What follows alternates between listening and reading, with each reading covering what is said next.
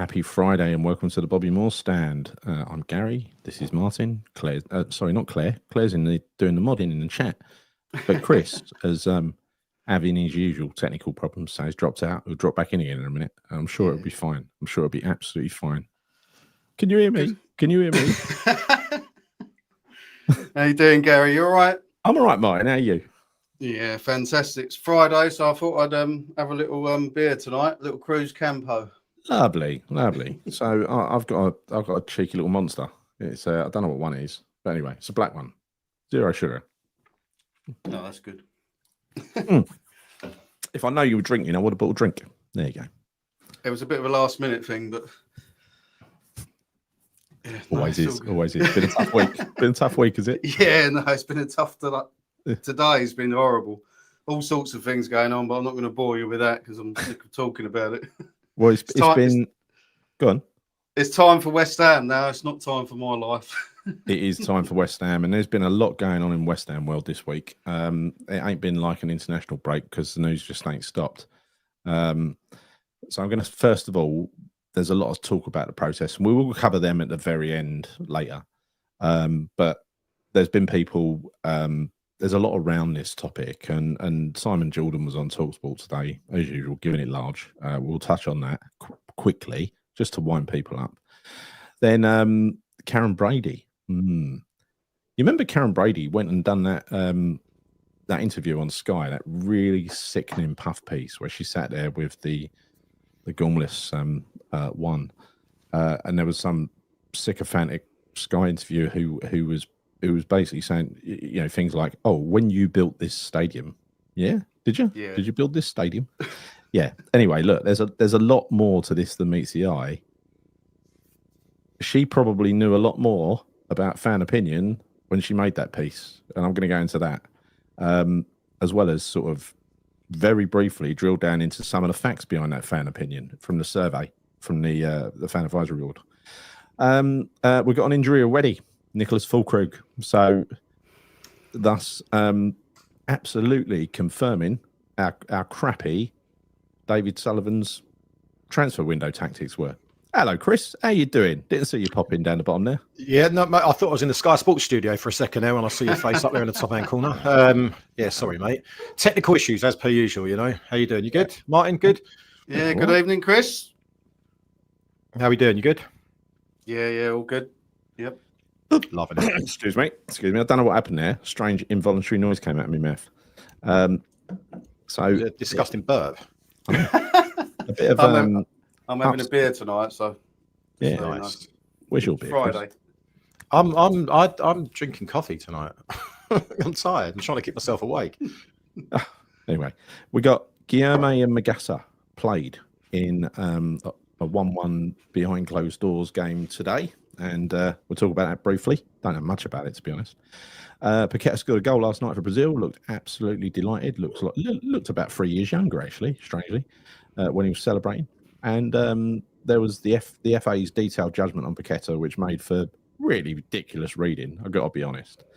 And then finally, like I said earlier, we'll touch on the protest at the end and what's in store, and how important it is that we sort of show unified front as a fan base. But anyway, look, let's start off with Simon Jordan. So Simon Jordan, talking about the protests, you know, he said. What he said was ridiculous. He tried to wind up he baited the Birmingham fans by saying they've never had it so good as when Brady, Sullivan and Gold were at Birmingham. Right? Didn't mention conveniently that they sold to, I think, a fraudster and also the ground was falling to pieces when they sold Birmingham City. It needed a lot of work spending on, and a lot of money spending on it. And yeah, so that was, he didn't mention any of those nice little pleasant things. He just focused on the fact that the ownership of a football club has got the right to do what the fuck they like, and referencing West Ham fans. Oh, it's going to make no difference. Yeah, what I'd probably do is I'd meet with a couple of fans, a handful of them, and then they'd go back and speak to the others and realise they didn't get the answer they want, and yeah, they'd fight amongst themselves. That was his take on the whole situation. What do you reckon? Yeah. Well, I didn't hear it today. I'm only hearing it from you now. That I find it all a bit strange because he doesn't like Sullivan, does he? He tells us that regularly. He always says that. And yet he'll side with them as football club owners because that's what he still considers himself to be, even though he's a failed one. Yeah, he's always got this narrative. He's against players when he's on there about players being tired and things like that. He's always on that owner side, isn't he? Yeah, well, he's never been side himself. That's the thing. He's never been side. He's played football at the highest level. He knows what it takes out. Yeah. These people, they're detached from reality when you look at it.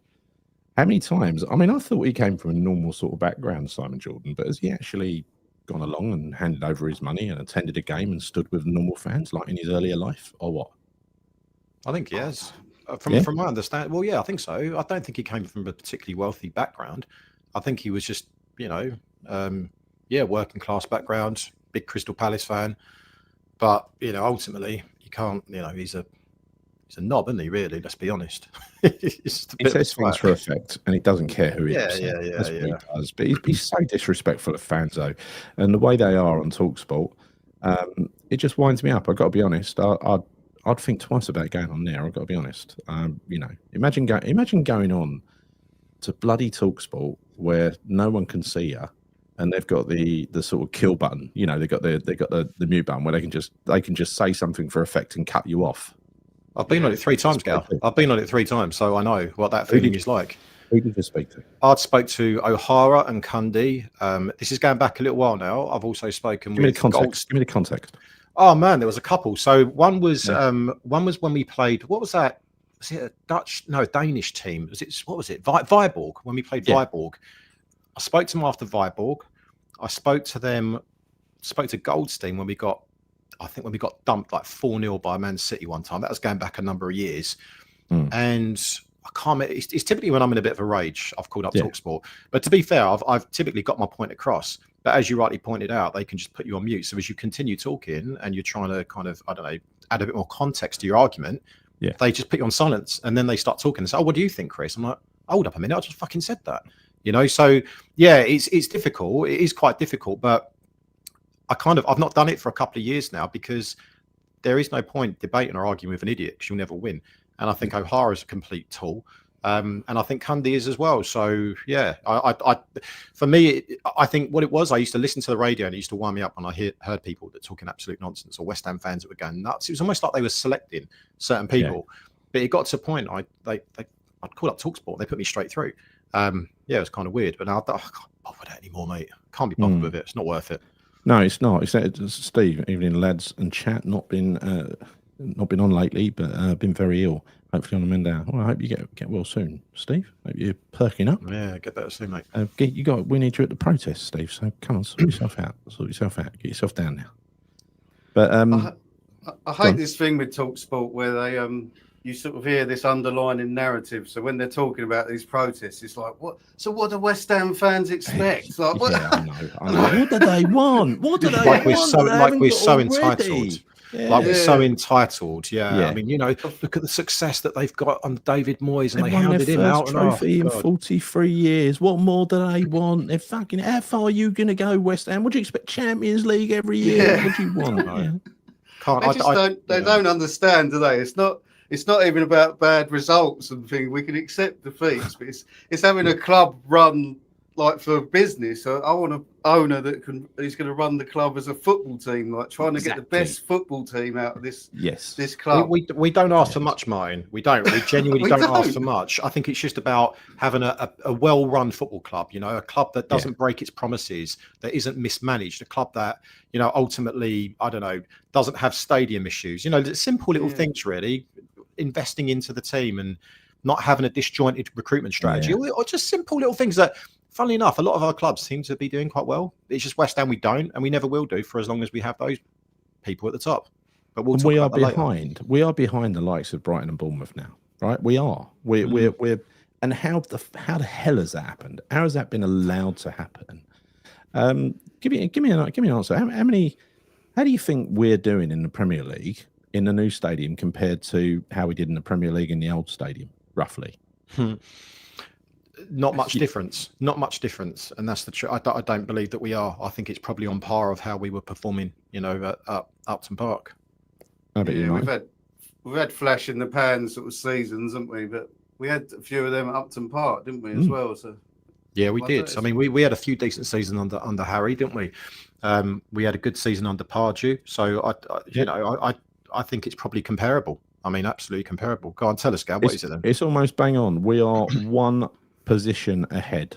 That is the next level. One position above where we were at Upton Park. In summary, there's nothing we couldn't have achieved at Upton Park. Well, that one position higher is what a world-class team in a world-class stadium will provide, Gal. Well, yeah, absolutely. And you know that world-class stadium, that one that's full up to the rafters every week? Well, it ain't, is it? I mean, our record crowd last year apparently is 57,000 against Liverpool, actual people through the gates. You know what the worst crowd was? 40,000 against Wolves. What was that, a cup game or?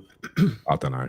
I think it might have been. Can't remember. I blanked those memories out because we went out of both those cups really early, didn't we? Yeah.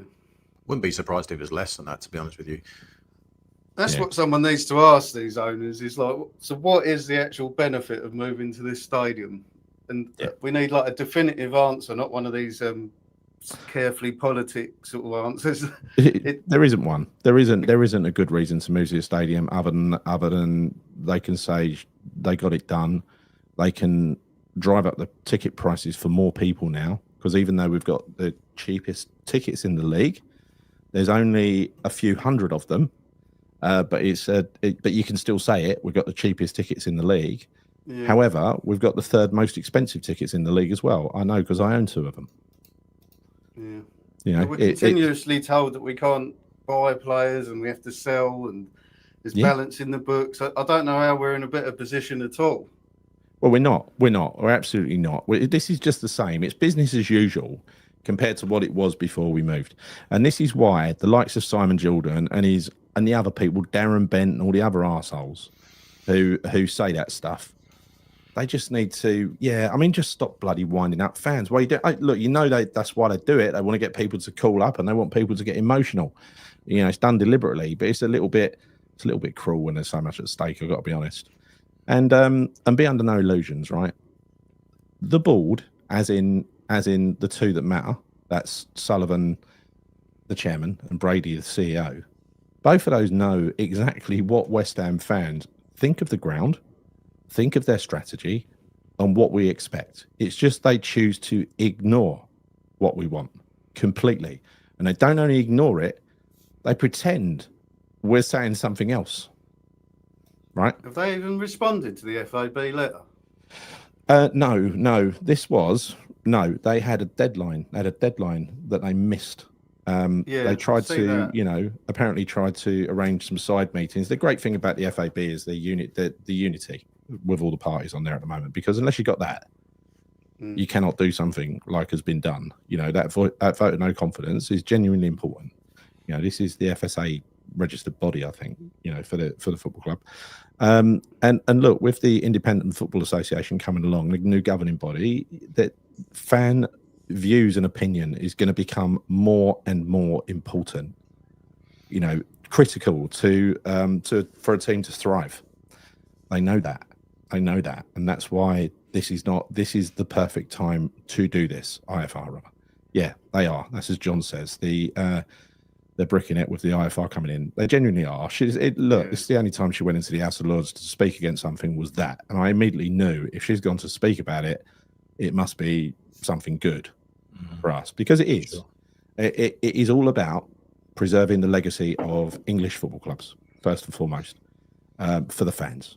And so everything from ticket pricing to, things like moving stadium, would it have happened with the IFR in place? Very unlikely, because they wouldn't have been able to sort of lead the witness and run that little survey that they did, and then use that as proof indeed that we should be moving stadium. Apparently 3,000 people, only 3,000 people filled in that survey to move stadium.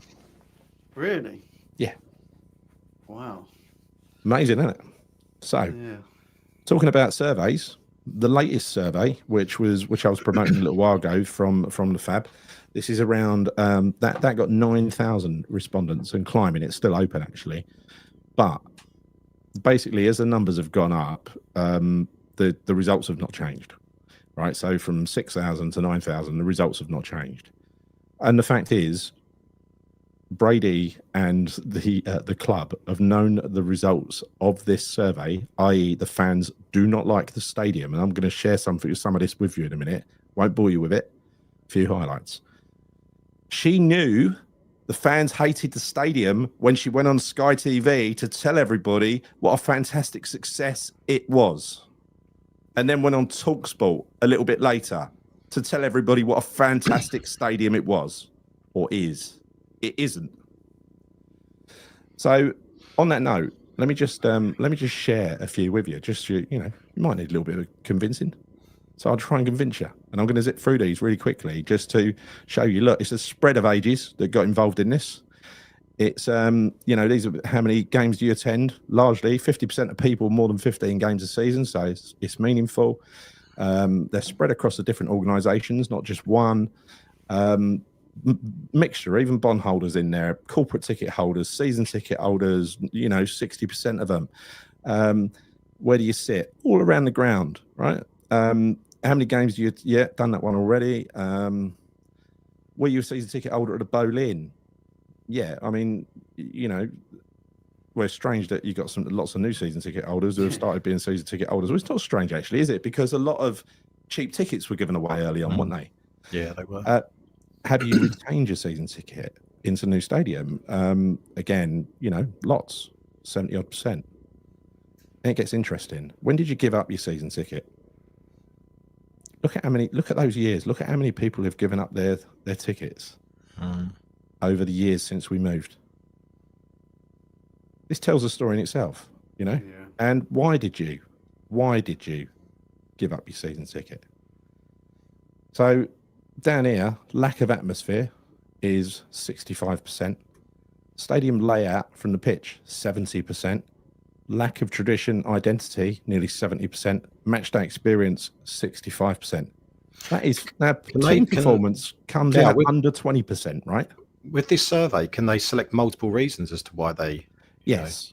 Okay. Well, different questions. Yeah, it depends on the question. Some questions you can, some you don't. But that is damning. That does not say we love the stadium. It's been a great success, does it? No, it's nothing that, I wouldn't have expected, to be honest with you. Anyway, it isn't. We all know about the lack of atmosphere. We all know all these kind of things, right? I mean, we've said all along the stadium's not fit for purpose, and kind of frankly speaking, it's a complete embarrassment. There's gaps all over the stadium. Those gaps have been made out to be beer gardens now, basically, that you can use after a match, which I find quite laughable. It's got some of the worst viewing areas in any stadium that I've ever been to across the country, and unquestionably is for me one of the worst match day experiences I've ever had. I mean, it really, really is, and continue to have.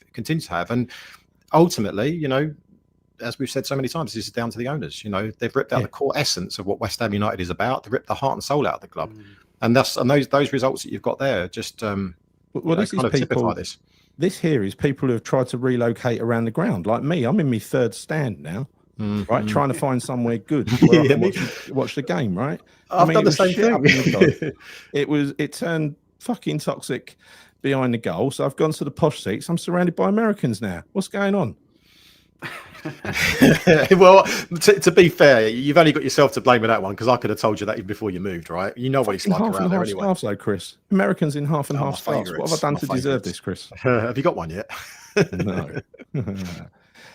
How would you rate the overall match day atmosphere at the stadium? Well, look, 20-odd% have gone average, but poor is nearly 40%, very poor. So add those two together, it takes you to, quite a lot, doesn't it? Yeah? It takes you to about 70+%. It's very good. Actually got a vote there, or is that? It has got a vote. A little sliver. We all know who made that vote. Karen's filling it in herself, isn't she? How do you think the atmosphere at London Stadium compares with other stadiums in the Premier League? It's below average, and it's one of the worst. That accounts for 80-odd%. Yeah. If you add average onto that, you're talking 96, 97, 98%. Nobody, I mean, literally about how many, 2% think it's good, is above average? Yeah, I don't even know if it's that gal. Yeah. have you ever considered stopping attending matches? This is people who still go at London Stadium because of the atmosphere or matchday experience. 70-odd%, yes. That's people who are still going. Yeah, I think these results are really spot on, because when you talk to fellow fans and that, this is exactly the response I get all the time. Yeah. And that's what annoys me is like, even if these owners come out and said, all right, this was a bit of a cock up, this is a crap stadium. Yeah. You know, we're going to really try and change it. We're going to push for changes here, but they just keep telling us it's a wonderful place. well, I'm going to come to that in a minute. Talking about changes, because they're kind of they're a bit, well, they're unwilling and unable to make changes. But look at this compared to the bowling ground. Worse, somewhat worse or worse, accounts for over 90% of the vote. It is damning. This survey is damning. Well, it's damning, but it's factual. You know, it's an absolute fact. But it completely debunks what she said. And then she had the gall to go on telly and say, oh, yeah, it's fantastic. It's amazing. We're moving forward. Such a lovely stadium that I built.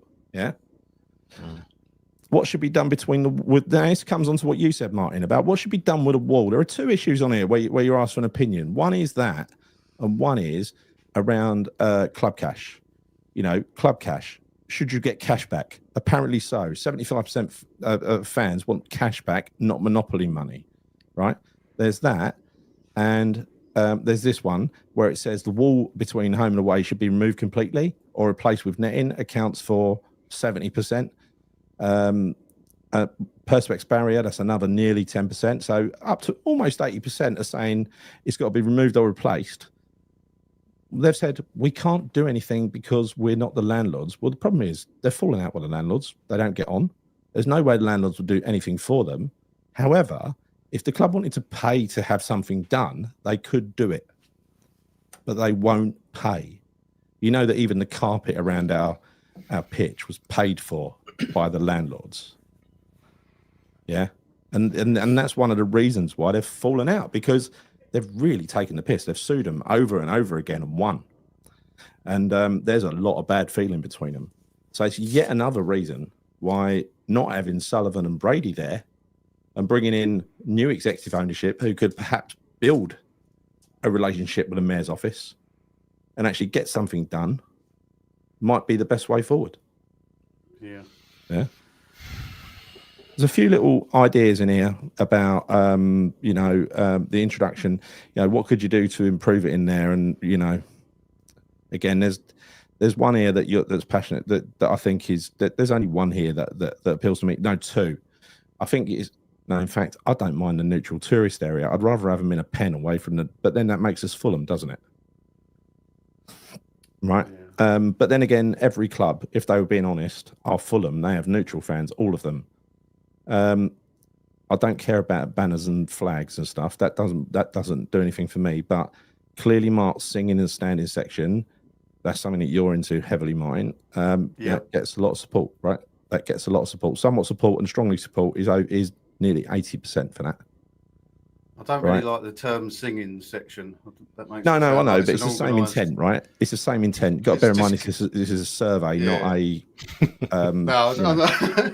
It's getting the right people in the right place, the like-minded people, rather than organising a choir. But no, that's right. I thought you got a beautiful singing voice, Martyn.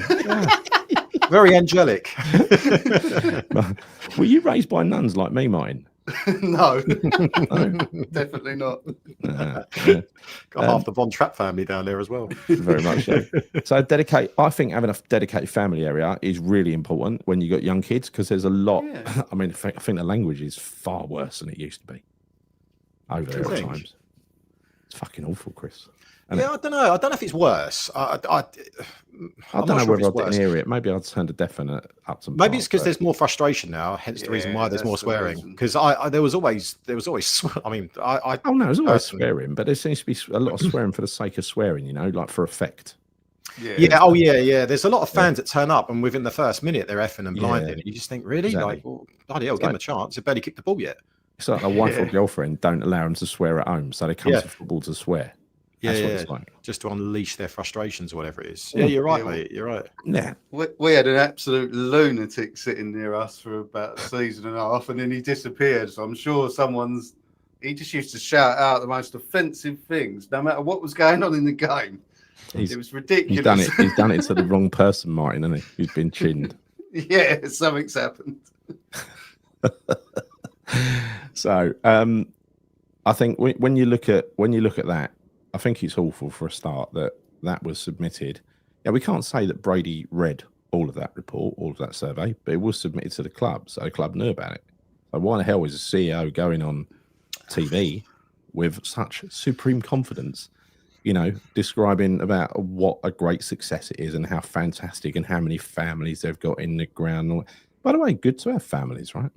But then don't mention that you tried to remove concessions last year that would have raised £500,000 a month's worth of Danny Ings' wages. £500,000 for all of that effort, all of that egg. And this is the sort of thing that that is relatively petty. When you add into that, what we'll come to in a minute, the transfer window, you realise even when they categorically know, when they've got written evidence of what the fans think, they don't care. They'll just gaslight and say the opposite. It just shows that we don't really matter, do we? It's what the world thinks, what the media sees, and that's why you get this opinion from all these pundits like, "Blimey, what do you want? You've got this great stadium, you've won a trophy," and it sort of belittles us fans.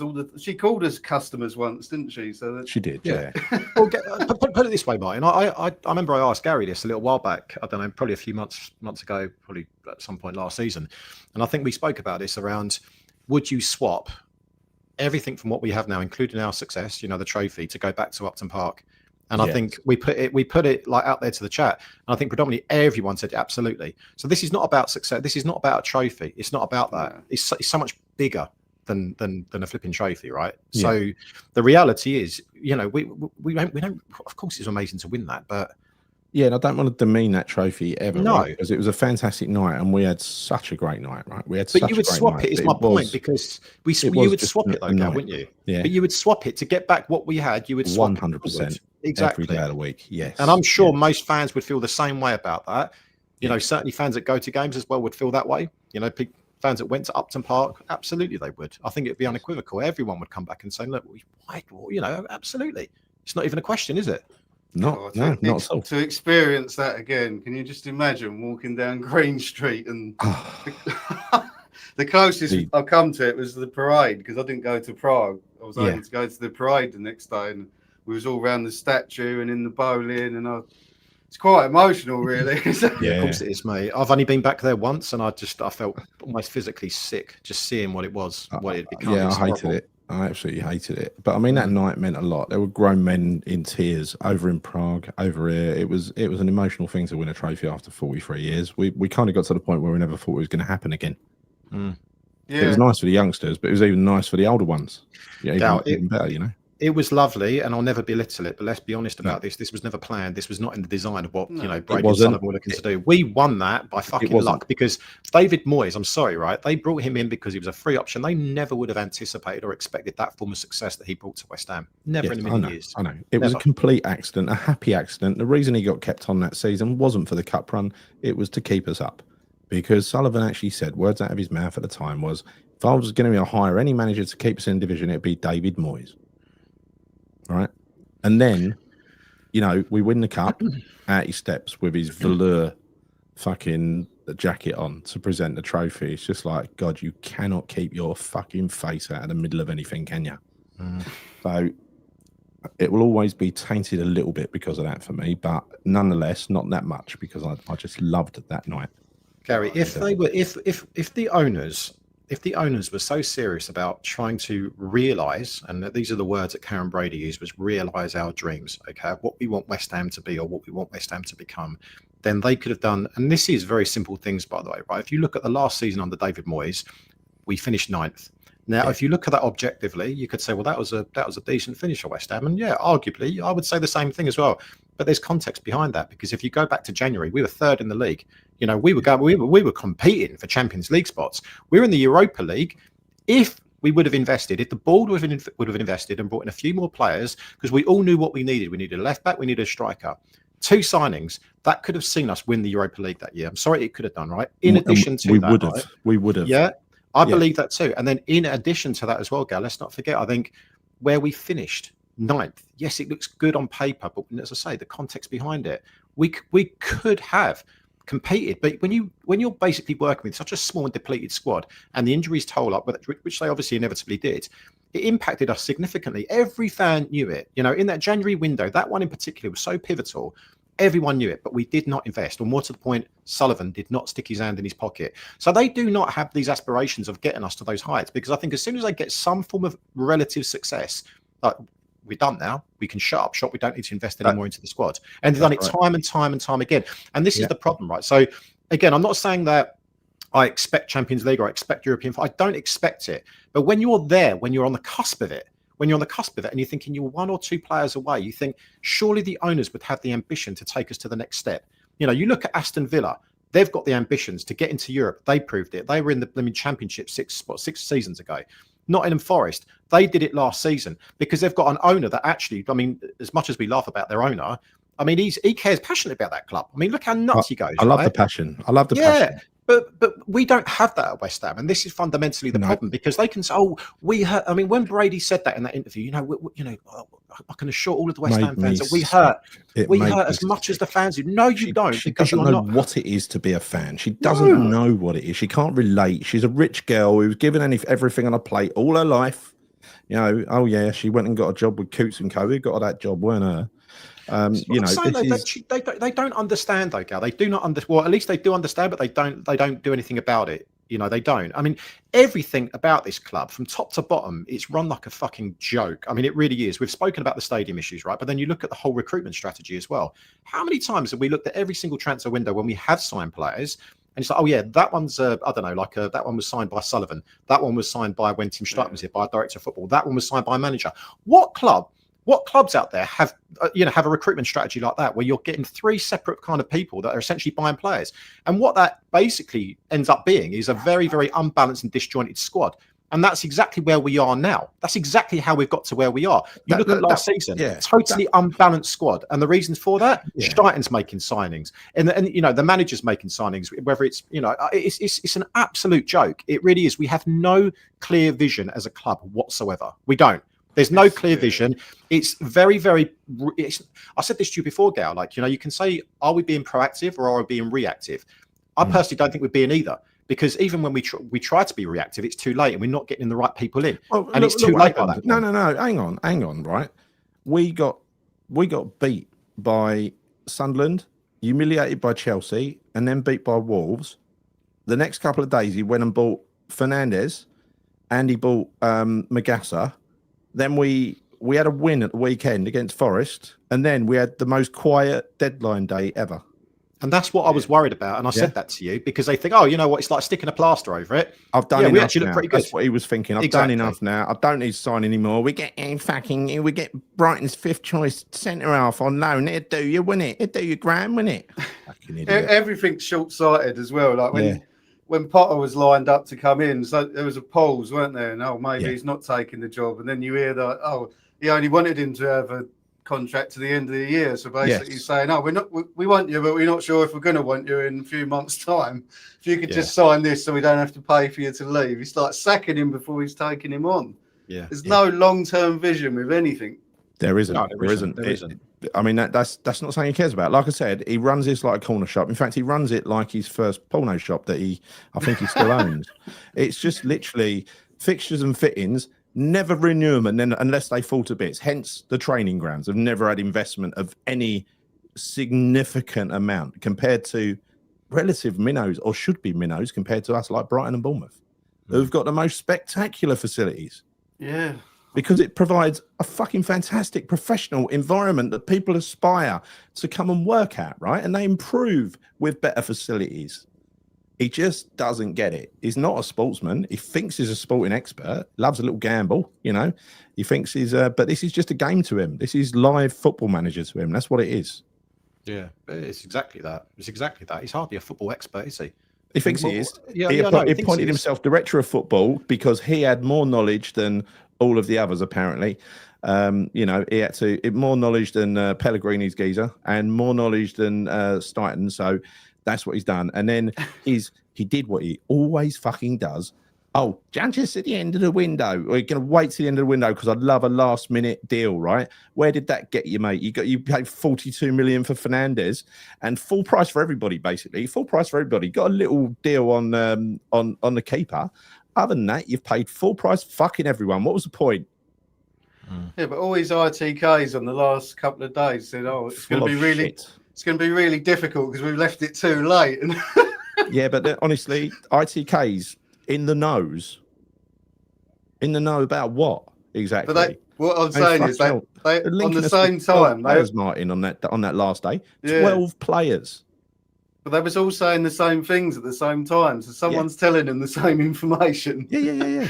Exactly. Well, Martyn. It's a load of nonsense. I mean, I know you do your transfer updates, where you have done your transfer updates as well, but we all know, like, realistically, most of these will not come off. This is all BS. Absolute BS coming directly from Sullivan. So we just basically dispel all of these ones, right? We call out and say that's rubbish. That's bullshit. See them from a mile off. Well, you can, but a lot of people don't. They'll just actually kind of, we'll go along with that. These other clubs just go and fucking buy a player though, like we used to. They just go and buy a player and it's done, right? Yeah.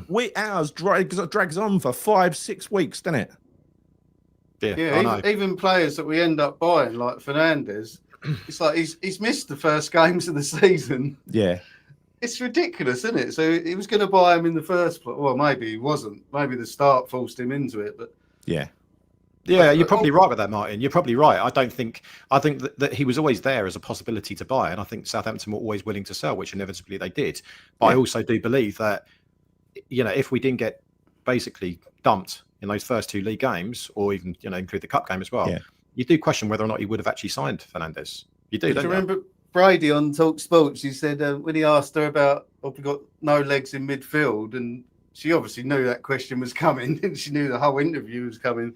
But she said, the world and its wife or something can see we need midfielders. Yeah, exactly. Then why did you not do anything about it? Why did you not do anything about it, like earlier in the window, if you knew? Because the same players were still there. They were still there a month and a half before that, right? So why have we been faffing along all this time? It doesn't make any sense. All it just proves is there is no ambition by the board. There is no ambition whatsoever, and they'll be reactive when they really, really, really need to do something. Well, no, they've got ambition. They've got ambition for themselves, not for the club, not for the football club. I think they think football is a secondary business to keeping themselves plumped up, right? This is that, it's unfortunate for them that football is the primary business of a football club. And you need football players to play football. They don't seem to consider it. And what's fucking happened here is, on that last day of the window, one of the players we were linked with was a striker called Idrissa Gueye, 13 million deal. And the selling club even offered us him on loan with a loan before you buy deal for 13 million. We'd have to pay a year later or something or whatever, over staggered. Yeah, anyway. Udinese came in and got him quicker than we could react. Udinese. That's who he's playing for now. Yeah, but for every Idrissa Gueye, there's multiple other players that we apparently have gone in for that, with all respect to these other clubs, lesser clubs, have ended up buying and purchasing or loaning, right? So it is a load of nonsense. If we wanted to make those deals happen, we could have made them happen. Of course we could. Yeah, of course we couldn't. But what did he do? Look at Fernandes. He's so bloody annoying. I will offer him 30 million. I will offer him 32 million. Oh, I had to pay the price in the end, 42 million. It's like, for any player worth their salt, if they're a bit average, you might be able to bait them down a bit. But if someone's got an asset, they're going to want to realise that asset. And even though there was no competition for his signature, they'd already taken money in Southampton and they weren't on the breadline anymore. The odds are they're going to get promoted again anyway. So they'd raise enough money, they were not desperate to sell. We all knew it. Yeah, they're in a stronger position. So why are we putting silly ass bids out there? It's like the Charlie Creswell one, right? What did they want? I think that his team wanted 17 million. We'll go and offer 30 million. Actually, I'll tell you what we'll do. We'll offer 30 million, but it would be an obligation of 30 million once we give them a loan fee for a season. Whilst I agree, Rex, that it'll be gone in 2 years. I mean, gone in more ways than one, but it'll be gone in a couple of years.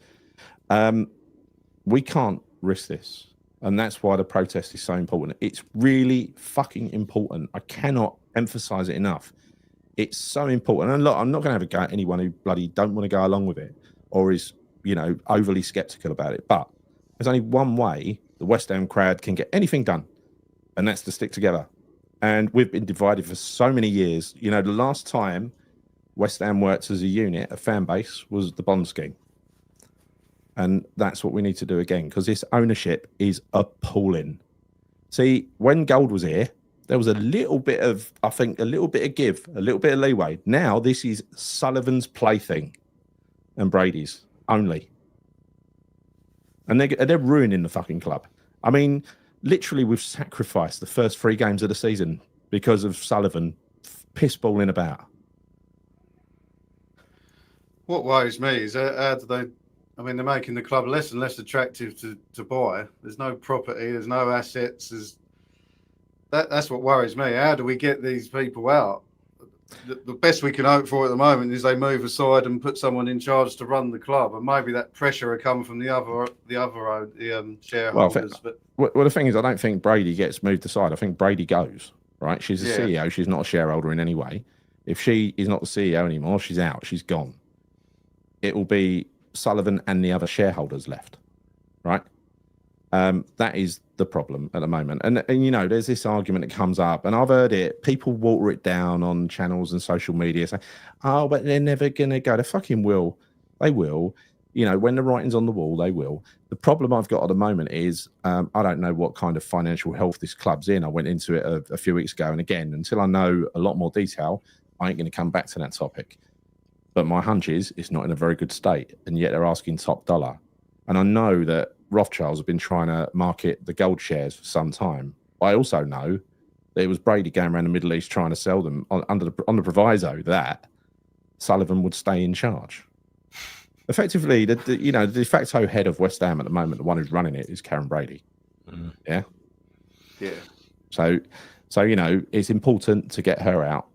It's doubly important to get him out, but first priority must be her. Because he can't operate without her, basically. Yes. So, the diabolical tactics in the transfer window where we bought a striker who played very well last weekend in Callum Wilson, looked better than the German, to be honest, but given his injury record, pay to play or not, he spent 2 years out of the last 5 at Newcastle. Bear in mind the last year was spent almost exclusively on the bench. So you could say he spent half of his time at Newcastle injured. 2 out of 4 years, yeah? So he stayed fit, I think, for quite a long time playing from the bench, which is what we had in store for him until our big German went and got injured again. Same injury as last year. Yeah, I've read a little thing. He's been feeling it for a little while, hasn't he? I wonder if that's what was wrong with him the other day, because he was strolling about, wasn't he? Well, before he came off. It could be. It's just, it was going to happen, wasn't it? I mean, I didn't expect it to happen. I didn't expect it to happen. 3 games into the season, Martyn. I didn't expect that at all. Yeah. Let me just say, Danny, on this point, look, this is going to be, there's a way you got to look at this, right? This is a marathon, not a sprint. This is, these first pair of protests, they're set in stone. What's going to happen, right? They're not optional. They're optional for you. You can join in or not, right? It's totally your call. But I'm going to join in, and it's going to cost me, I think, 300 quid in total tickets when you work out how much my bloody season tickets cost. I'm going to lose about 280 quid, I think, just through boycotting that one game. So it's a bit painful, and I really want to see the team. But I'm going to stick to it anyway, because I think we're either together or we're divided. And if we let them divide us, then we've got no chance. It's worth a try. If nothing ventured, nothing gained. This will not necessarily be the style of the protest going forward. I really like the idea of the first 10, 15 minutes because I experienced it up in Newcastle and it was actually really, really effective. But for the first 2 protests, one is going to be in the area around the directors. So no impact on the game as such. It's before the game, 2:15 or 1:15, whatever. I'll get the details for the next show. Around the road roundabout leading up to the director's entrance. That is going to be for the Palace game on 20th of September. And then on 20th of October is the one where they're asking people to boycott it. Now, you can't force anyone to boycott it, and I wouldn't have a go at anyone that didn't. But at the same time, I'll just encourage people if you want change and you want to force change, this is the start. It's just the start of a long journey in getting this lot out of the club. It took ages for the guy at Newcastle to go, Mike Ashley, but it worked. It worked. They run a cracking campaign up there and they got their way. You know, this is, you know, these protests, these two won't be the end. Won't even be the beginning of the end. They might perhaps be the end of the beginning, as Churchill once said. Not about the protests. Yeah. So yeah, I think this is, we've got to have patience. We've got to have be able to stick to it, irrespective of how well the team's doing, because Sullivan firmly believes, and this has been repeated many times, that we are the most fickle fans in the country. We have a couple of wins against Spurs and Palace. Everyone's happy again and forgets what a useless owner he is. We can't do that. We've got to focus on the prize, or we're never going to get anywhere. Just my opinion. Don't, you know, take it or leave it. I'm not in a position to tell anyone what to do. No, I mean, I get it. I mean, we've had this conversation already, and I think, look, first and foremost, I want them out. I want them out. So I think it's almost like short-term pain for long-term gain is the way I would see this, right? And you know, I don't begrudge anyone from wanting to go to the games, and I understand why, right? We pay a lot of money to go, and you know, people, you know, I get it, right? But for me, I think enough is enough now. It is enough. We've had 15 years of absolute bullshit promises, you know, again and again and again. I can't think of one thing that they've basically promised that they've delivered on. You know, the only thing is that we won a trophy. But that they never promised that. They never promised that. I know they didn't promise it, but they won something they could arguably say is success. So yes, that was one form of success, but that was not by design. That was by accident. Like I said earlier on, they did not employ David Moyes to go out there and win trophies for West Ham. They were looking at him as basically as a plaster, just to kind of keep us up. They did not expect that. They did not anticipate that whatsoever. So really, as fans, what we really need to think about is, what actually have they delivered on? Seriously, what have they delivered on? Nothing at all. Nothing at all. Every transfer window has been disappointing, apart from about 2 summer transfer windows where they went a little bit overboard, because one where they were trying to please Pellegrini, they were kind of chuffed to have him here. But Gal, again, right, you can say that, right? So it's a very good point, because you can say, they did invest in a few windows, and they did stick their hands in their pockets. Yeah, they did. But look at the problem here is, it's not necessarily about the amount of money that we spend. In most cases, it's about how we spend it. Yes. And that's one of the biggest issues for me with West Ham, is because we do not seem to have someone that is specifically delegated to go out there and find players. It's almost like, oh, do you know, this one will be a Sullivan player, this one will be a Steiten player, this one will be a, you know, Pellegrini player, whatever. And it's and again, it goes back to the whole unbalanced squad that we have right now. So it doesn't matter whether they've put their hands in their pockets for a couple of windows. Yeah, they did do that, but they didn't do it in the right way. They didn't do it the right way because we're not structured. It's just a complete fucking joke. It really is. They haven't. And look, Martyn, this is around, we talk about players, Fullkrug, I feel for Fullkrug. Yeah, so do I, right? It's like, I wouldn't have a go at, you know, when I was the other day, when I was being interviewed, I mentioned Danny Ings. I wouldn't say that, you know, I made a point of saying nothing against Danny Ings. He tried hard for us. I mentioned Wilson. I made a point of saying nothing against Wilson. He played really well. This is not personal against any players. It's not their bloody fault that they've ended up at West Ham, right? Sullivan, mate. Yeah. It's not the players. No, it's nothing against the players. It was the I forget his name, the right back from Man City. He was an absolute warrior. Zabaleta. Yeah, I absolutely loved him, but we bought him at a time where we'd never get any of that investment back. It's a continuous cycle. We've heard for years, we really like the Red Bull model. Oh, we really like the way Brighton run the club. Yeah. Not directly. And then we signed Ward Prowse, age 30, for 30 million. Then we sign, you know, Wilson for you know, God knows how much. Ings for 15 million. You know, all these players, we've only made a profit, I think, on about 3 or 4 players, and we've signed bloody loads in that period. Yeah, I mean, we're terrible at buying and terrible at selling. We're terrible with the scouting that changes all the time. The director of football, there's no long-term vision with any of it. No. A couple of things here, right? So do you think we can go out of business? That's why I want to get the rest of the information. I don't want to bullshit you. I want to get some facts and do it, study it properly. So it's just suspicions of me at the moment that if we got relegated, bearing in mind what I've heard, where the club is, positioned in terms of assets versus debts, we're being stuck big time. At least we'd do is sell every decent player we've got. Ryan says, I always wonder whether Sully and Nashido gives you, based on how they come across, it wouldn't surprise me if this in the slightest have a bit of chuckle to themselves over a glass or something. That's exactly how they operate. I mean, I know for a fact that, David Gold, for instance, he was very close to Levy, right? And Brady is very in with Alan Sugar. There's all a very. She was also very close to the Arsenal mob as well. Yeah, so I'm sure in the boardrooms they're a little bit aloof when it comes to us fans, but they can't relate to us in any way. They don't feel any love. That thing that you feel for the entity that is West Ham, not the company. Yeah. Anyway, I'm miles behind on the thing. Let's go. Where are we on time? 50 minutes. We've got a. So look, anyway, his fuck up. He's got us to this point where we're down to one striker who probably won't be fit if he starts starting games. So we're going to be down to Bowen and Callum Marshall before too much longer, all the way up until the January transfer window. So well done again, David Sullivan. You fucking genius. We all spoke about it on our transfer show, didn't we? Yes. We knew it was going to happen. Bloody hell, it's happened without him even playing a game. He's on the bench.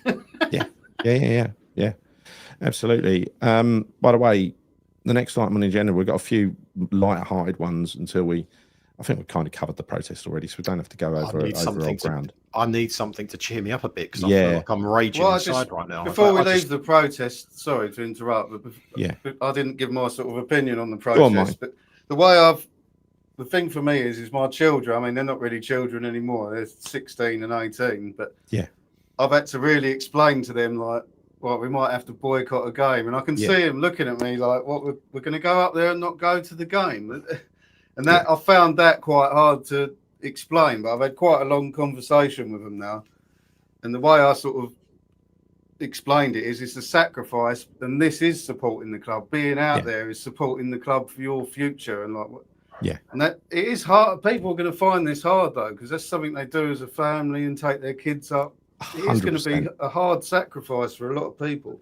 It will be, but I would advise if you're going to come up anyway, do what we're going to do. Go down the Black Lion or somewhere like that, right? Have a drink, watch it on telly. It's a Sunday night. It's live. It'll be Monday night. It's a live game. It'll be live in the Black Lion. They have a lot of people in there. We've been in there for a few England games. I think we lost them all. But don't let that worry you. You're really selling it to us, Gal, Yeah, I know. Good and I. But there's so many pubs and bars up and around Acnewick and all that as well. Oh no, none of them show the football today. That's a problem. They just sell you really expensive lager, don't they? Yeah. Craft they do well that day. Yeah. So yes, they've as Fly Fox Pro, the amount of money they've wasted. Yeah, I'm going to just study on it as well because it's awful what they've done. There is so much data to pull together. Don't want to get it wrong. Again, it's one of those little projects that's on the back burner and kind of irrelevant until you get to the point where you've got accurate data. It's not worth talking about it. It's just like you're just guessing, aren't you? So I think sell Fullkrug and get a new younger model. Yeah, but the thing is, the window's just shut. We're stuffed for 3 months, right? That's the problem. And so no matter what happens now, Wilson could get injured next game. We're shafted. Right? And there's every chance of that happening based on his injury record as well for the last few years. So you might as well say it's an inevitability that he will get injured and we will end up with Bowen up front again. Like I said the other day, the first choice 11 is probably an improvement. That's why I marked the window high on the basis of first 11 is actually some good buys, and we're definitely much improved to what we were at the beginning of the season. But I gave it a 2 out of 10 for ambition because literally is all we've got is we've just about got a first 11 that's good, a half decent bench, adding up to about 16 players who you'd want to see on the pitch. Right? That's a first 11 plus 5. Now it's a first 10 plus 5, right? It's got another couple of injuries.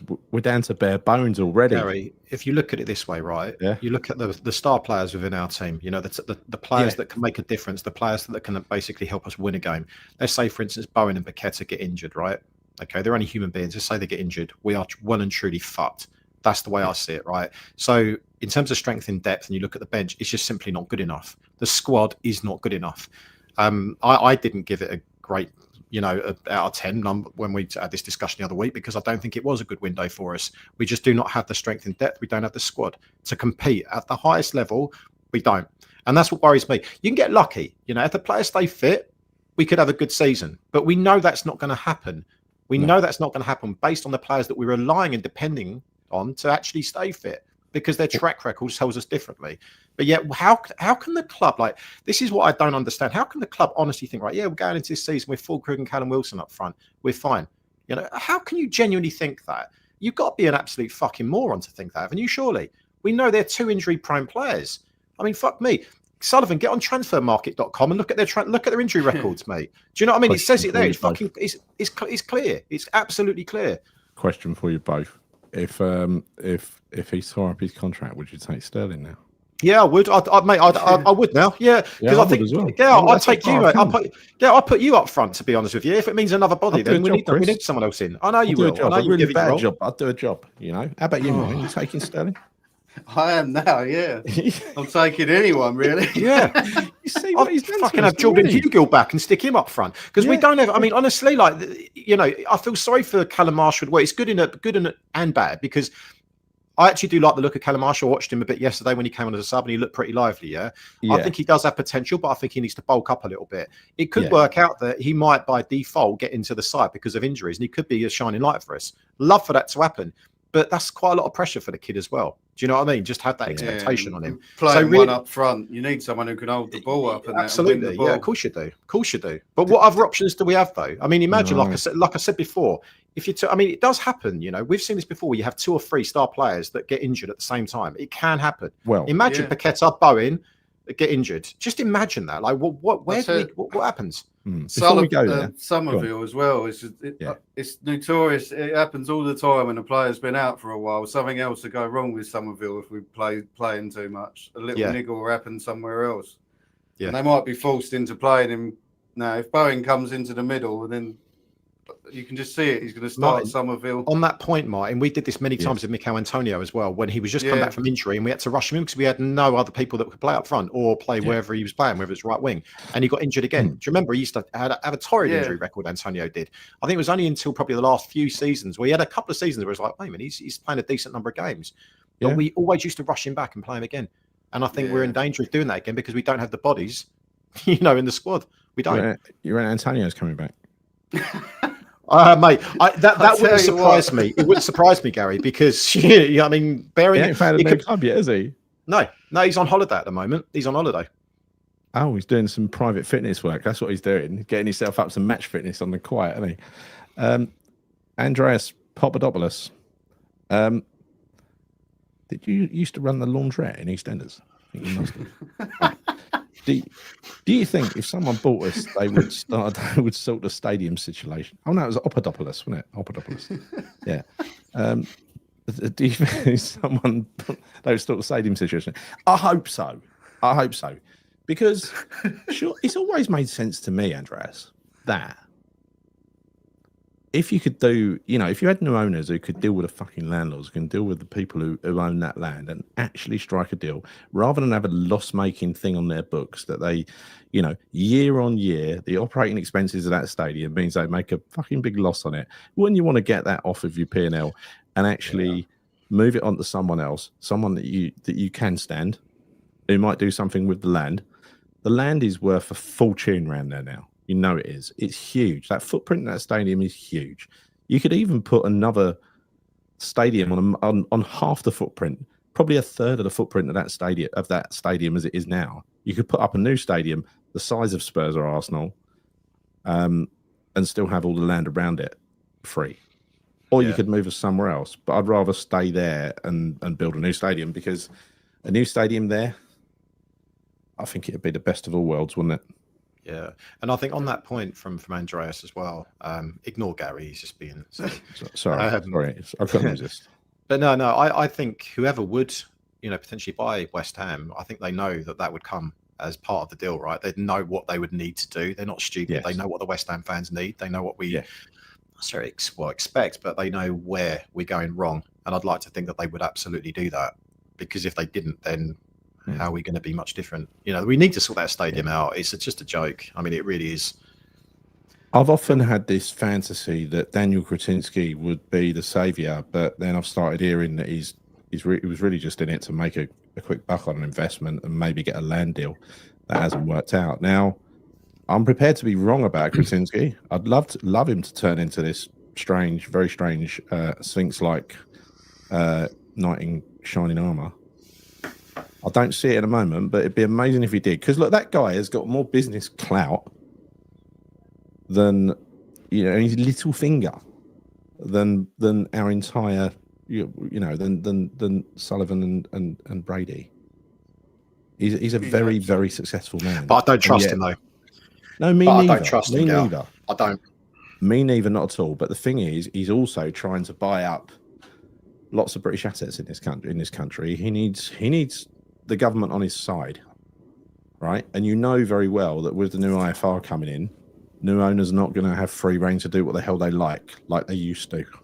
Yeah. So putting a club out of business, you know, without any oversight is not going to be a thing anymore. You've got to get your books in order. You've got to have your own ownership structure. They've all got to be licensed. There are regular and ongoing checks.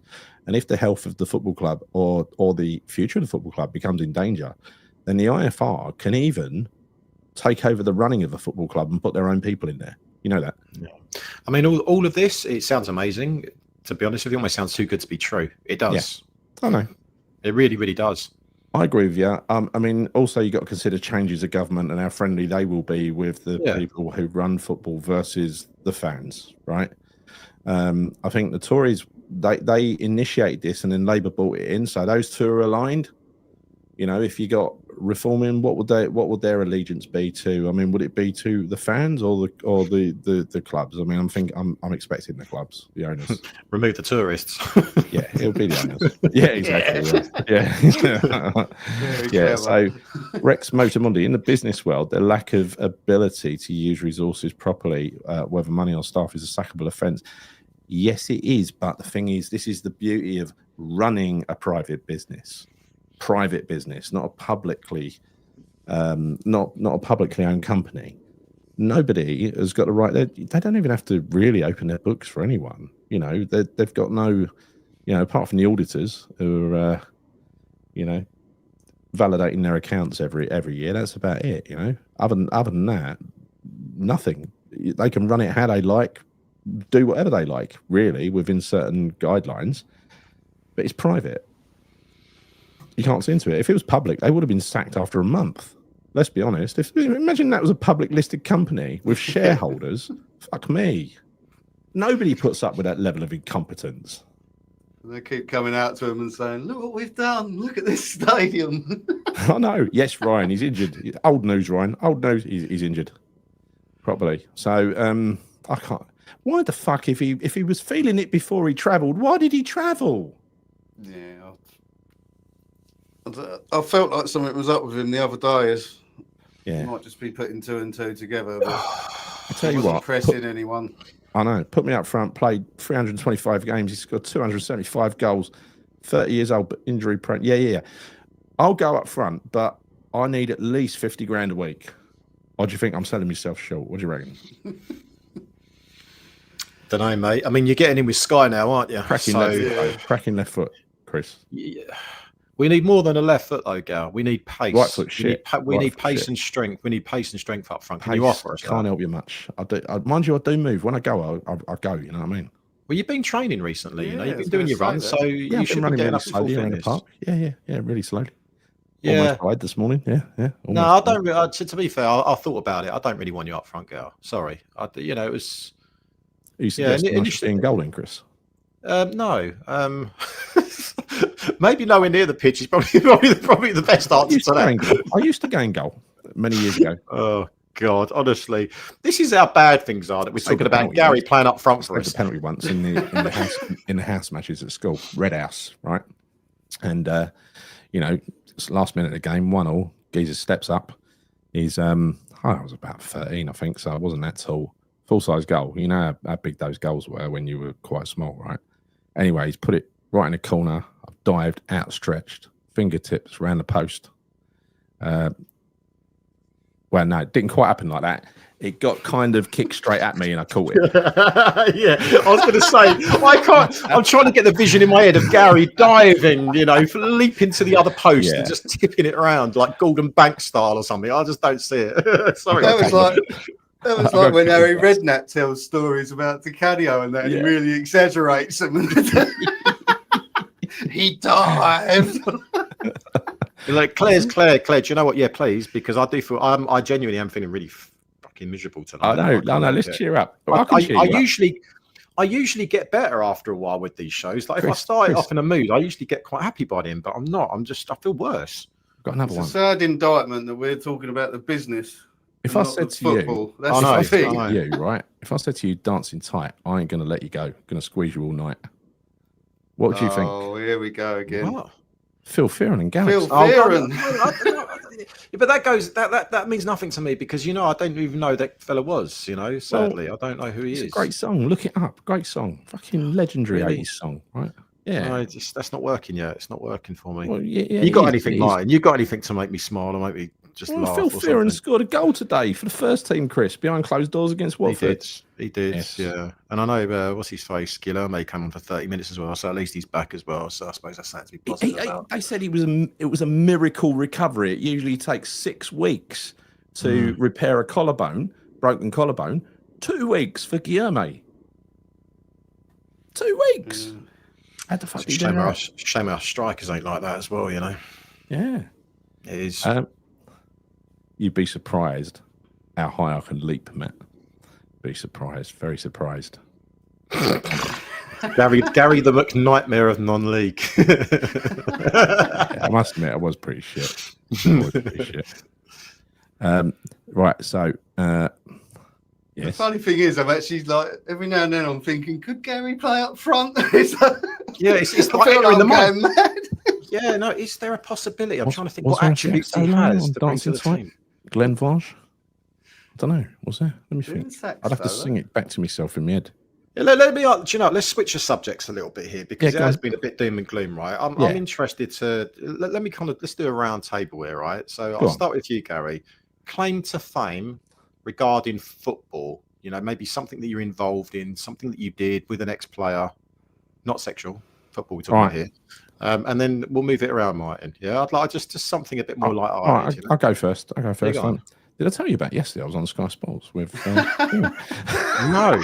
Were you really? Oh, my God. No way. You're joking, mate. Anyway, that's not fame. Yeah. I did once go, as a kid, I was obsessed with Trevor Brooking, right? He was the only player I've ever hero worshipped. And I turned up to Wapping Sports Centre over in E1 because it was an evening with Trevor Brooking and I was about 10 or 11, turned up expecting to see my hero and be entertained. And it was as disappointing, if not more, than when Trevor Brooking appeared on Superstars because he was fucking useless on Superstars, right? He lost every event. He was just the worst. He came last in the running, last in the jumping, last in everything, right? He sat there and it was like the Trevor Brooking it was that point I realised, age 10 or 11, how boring Trevor Brooking was as a personality, right? He was... I love Trevor. No. He was talking about some very bland topic. It was something to do with sports development or something. I don't know what I thought I was going to, but I wasn't. Yeah. And then roll forward several years, I was on the Central Line coming home pissed, right? As I did. And I got on the Central Line, accidentally got on the wrong branch. I headed instead of going to Hainault, I went down to the left-hand side, where it goes, to Barking, Antwerpen way. Oh, that way, yeah. Yeah, so I stayed on the train and I looked up and I was at the end of the carriage, the end seat that you're not supposed to sit in because it's for pregnant people, but I was carrying a few pounds at the time. So it could have passed. Looked up and who's sitting on the seat reading the Evening Standard like that at the beginning of the next carriage along was Trevor Brooking. Oh, brilliant. Trev, keeping it real. I've seen him on the central line as well before. Funnily enough, Yeah. Genuinely, I've actually seen a few West Ham players. Well, not recently, obviously, because they don't travel by tube nowadays. But I've seen Frank McAvenny. I saw him at Redbridge Station one time, and he got the tram. We spoke to him. Seen Trevor Brookin and also Trevor Morley as well. And I spoke to all of them. You know, really, really nice guys. Actually, really nice guys. Yeah. What about you, Martyn? Yeah. West Ham players are the most random one. I was just working down Brighton way, Brighton Hove, that sort of way, and I was walking through the street, and I walked past this bloke, and I thought, that George Paris, and I kept passing him, and in the end, I spoke to, because I was working in a pub, we was refurbing a pub, and I spoke to the landlord, and I said, "Is that George Paris that keeps walking past there?" And he's going, "Yeah, he used to play for West Ham." He's like, "No, it's you, Martyn. You kept walking past him because you walked past him again." Is that really him? He comes in here for a drink and everything. He says, "Next time I'll call him over." And I just had a chat with him in the street. It was brilliant. He was telling me how he still works for the club as an ambassador and things. But he's a really lovely guy. It's just a random moment. I love George Paris. I loved him. That kind of for me was my era when I first really started getting into West Ham. I think it was Georgie Paris playing for West Ham, and he was a real fan's favourite back then, wasn't he? I've met him. He's a lovely guy. He's really Top Hammer Time event many years ago. Yeah, nice guy. Very, very softly spoken. Yeah. My best West Ham one was we used to regularly go and sit in it's where the players' families sit.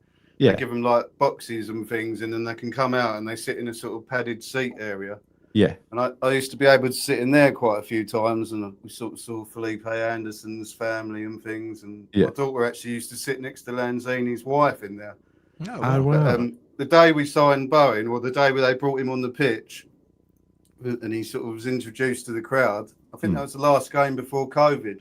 Yeah. And after that all happened, we're just sitting there, and Bowen and his family just come and sat behind us.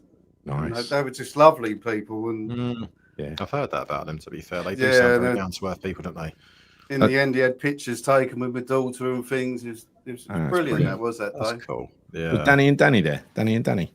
Double Danny. I've seen EastEnders Danny. Signed. EastEnders Danny, yeah. Yeah, I've seen him a few times at West Ham. He used to just come in the normal Bobby Boys in the corner. He used to stand. It's funny. I used to see him down Upton Park quite frequently as well, actually. He used to be quite a decent bunch of people as well. So actually, if you saw him walking around Upton Park back in the day, I like him. Yeah, it was a little bit like watching Green Street, because he had like the long kind of like beige sort of park jacket on, all that sort of stuff. It was exactly like, you imagine him in the football factory. Yeah. Oh, that's another one I remember. It was at Upton Park. It was a dire game. I think it might have been during the Allardyce time. It was a real absolute dog shit game. And everyone started going down into the half-time drink really early, and there was all this sort of party atmosphere down there. And me and my brother are looking, and Russell Brand was like on someone's shoulders. Oh my god, singing all like the songs and everything. And we ended up staying down there for like 20 odd minutes into the second half. It was just like a party on the lower Bobby Moore lower in the bars. It was brilliant. That was brilliant. What's happened to him? Because wasn't his court case starting a little while ago? Dean Saunders broke Claire's finger at Upton Park. I was taken down the tunnel to the first aid room. Julian Dix was there and gave me his training top. No way. Yeah, I remember Claire telling us that. That's before, fantastic. That is proper. Yeah, Claire's got quite close to a few West Ham players back in the day. She has. It was that ugly one. What was his name? Ian. But wouldn't be Ian Dowie by chance? I think it was Dowie, yeah. She liked him, yeah. It's funny that. My maths teacher in an all-girls Catholic school was called Mike Hunt. Oh my God. Yes. Oh dear. Not good. Did anyone hear, changing the subject slightly, did anyone hear Joe Cole on Talksport? I was driving home, it was on drive time. Today? No, I didn't hear it today. What do you have to say? What did Joey have to say? Interesting. I didn't hear him say anything about the goings on at West Ham, funny enough, but he did say, when I get into management, and they said, hold on a minute, did you say you're getting into management? He said, I've done my badges and that. Is he number 2 to Jose? Number 2 to Jose, yeah? Coming to West Ham. He said he's been working at Brentford and that. On people. They said they started joking with him, saying, if say the West Ham job become available, and he was going like, no, trying to back it off and everything. And then they let him go by saying that's the future West Ham manager. It's quite funny. Tony Adams threw up in your shoe. Threw up on your shoes. Ah. He's probably done that to quite a few people's shoes, to be honest. Ew. He was in all sorts. He's like born again now, isn't he? No one is mentioning it. Yes, everyone. Yes. Yeah, we didn't mention it. We didn't mention it only once, Claire. What was that? I saw, you know about Ian. What's his name? I saw Ludo and Cotty after a pre-season friendly at Posh. That's Peterborough for you Americans. My 13-year-old daughter was taller than Cotty. He's wide though, isn't he, Cotty? Really wide. Wider than he is tall. I like Tony Cotty. Every time I've met him, he's always a very, very nice guy, very affable guy. Yeah, he is. I went to Upton Park once, and it was my brother's in finance, and he got invited to some business thing there, and he said, "Oh, Tony Cotty's going to be there." So we went along, and it was Tony Cotty just trying to sell us these properties. It was the most boring. Want to buy ass? It's the most boring thing ever. He was fronting this, and then at the end, like we were sort of all mingling. And I see him by the bar, and I said, he said, I said, oh, should we have a drink? And I thought, bloody hell, I'm going to have a beer with Tony Cotty. Yeah. And I had to pay for the whole round. Like, he just stood there. What? Cotty, tight as arseholes, right? Rob Singleton, on the packet, it said, cook the rice, stir rice and sauce, replace the film lid, cook for a further 4 minutes, stand for 1 minute before serving. Stir rice and sauce, replace the film lid. Yeah, I don't know. Anyway, what's that about? Can you figure that out? I thought there was going to be a witticism in there, right? He's watching two channels at the same time. Yeah. Perry Fennick. That's Billy. David Essex. Was he from Essex? I think he was, wasn't he? I don't know. Is he still around? Is he David Essex? Don't know. Probably. The last thing I saw him was on that thing on a what was it on a barge? What was that like comedy thing? I don't know. That weren't funny. Russell Brand got some stick for being a Channel 4 comedy show. Joey Cole thinks Jose Mourinho would be perfect for us. Jose Mourinho thinks Joey Cole would be perfect for us too. They love each other. Joey's doing his badges. I've decided already. This is the way it's going to work out. Getting excited now. Can you imagine though? Can you honestly imagine Jose Mourinho working on David Sullivan? Yeah. It'd be an absolute disaster, wouldn't it? He just would not know what to do with him. He would not know what to do with him, right? Yeah.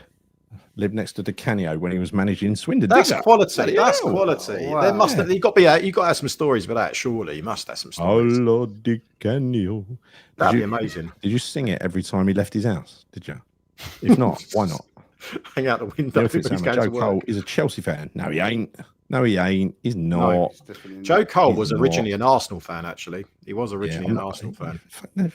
He's left all those silly childhood things behind. He's a West Ham fan now. Don't forget it, right? Hey, but my claim to fame, actually, I played against Joe Cole when I was a kid. We were in the same league. Did he run rings around you? Did he nutmeg you? I'll tell you the funny thing about it is actually I've got a program with my name in it, and I used to play midfielder right wing, and he also was playing in midfield.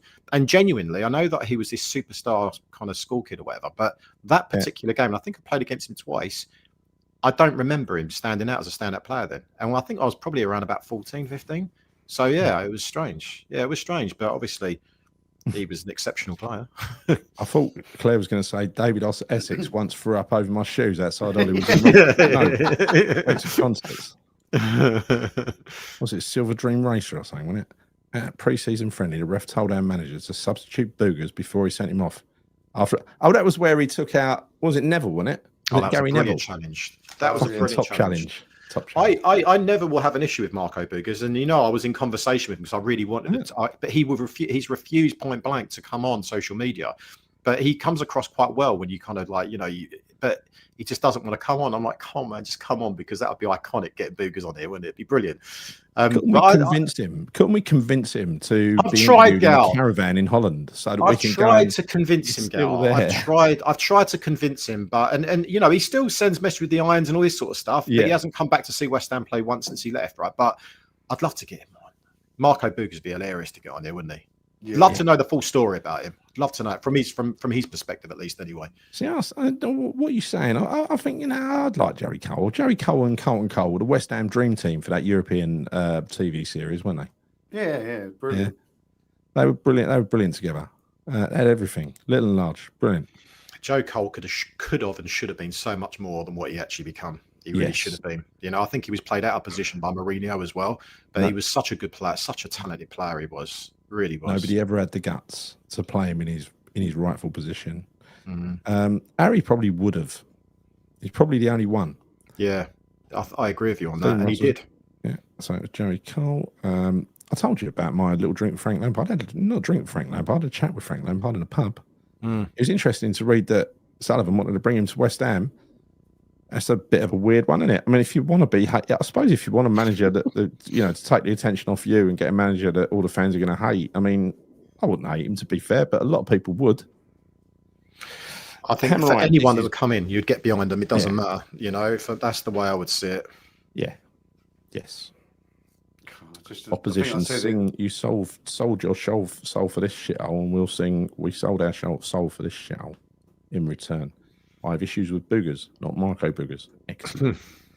Andy Armit, I was at school with Paul Allen, the one who started Apple, or Paul Allen who won the FA Cup with us, in the same school, football team, in the same position. So he took your place, did he? Oh, in 4 years I played once, surprisingly. So same position, same year. Fucking Paul Allen. So when did that end? You probably ended at about 15, and about 2 years later, he's winning the FA Cup at Wembley.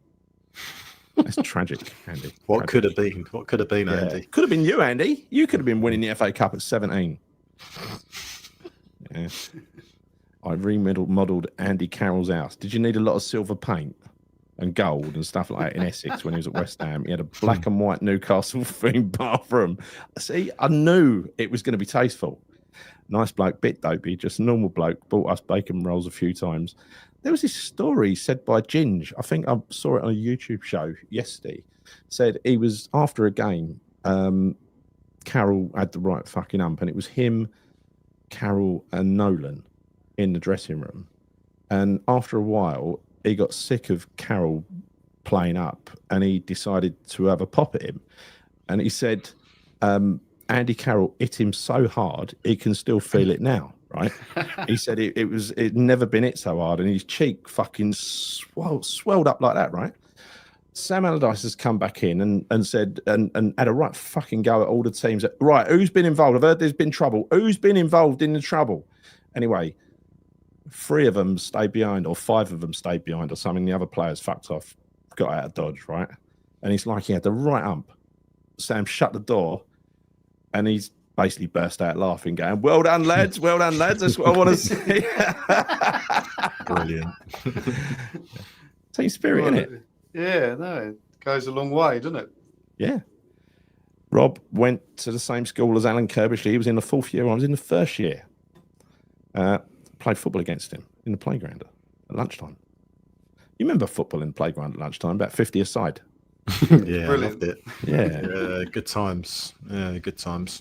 I once scored a goal from the halfway line if we had had a halfway line. There we go. There wasn't one. Gosh, man, you're the most versatile player ever. You are. You scoring goals from halfway lines, leaping like salmons in goal. We can do it. Tell you what, I was about 8.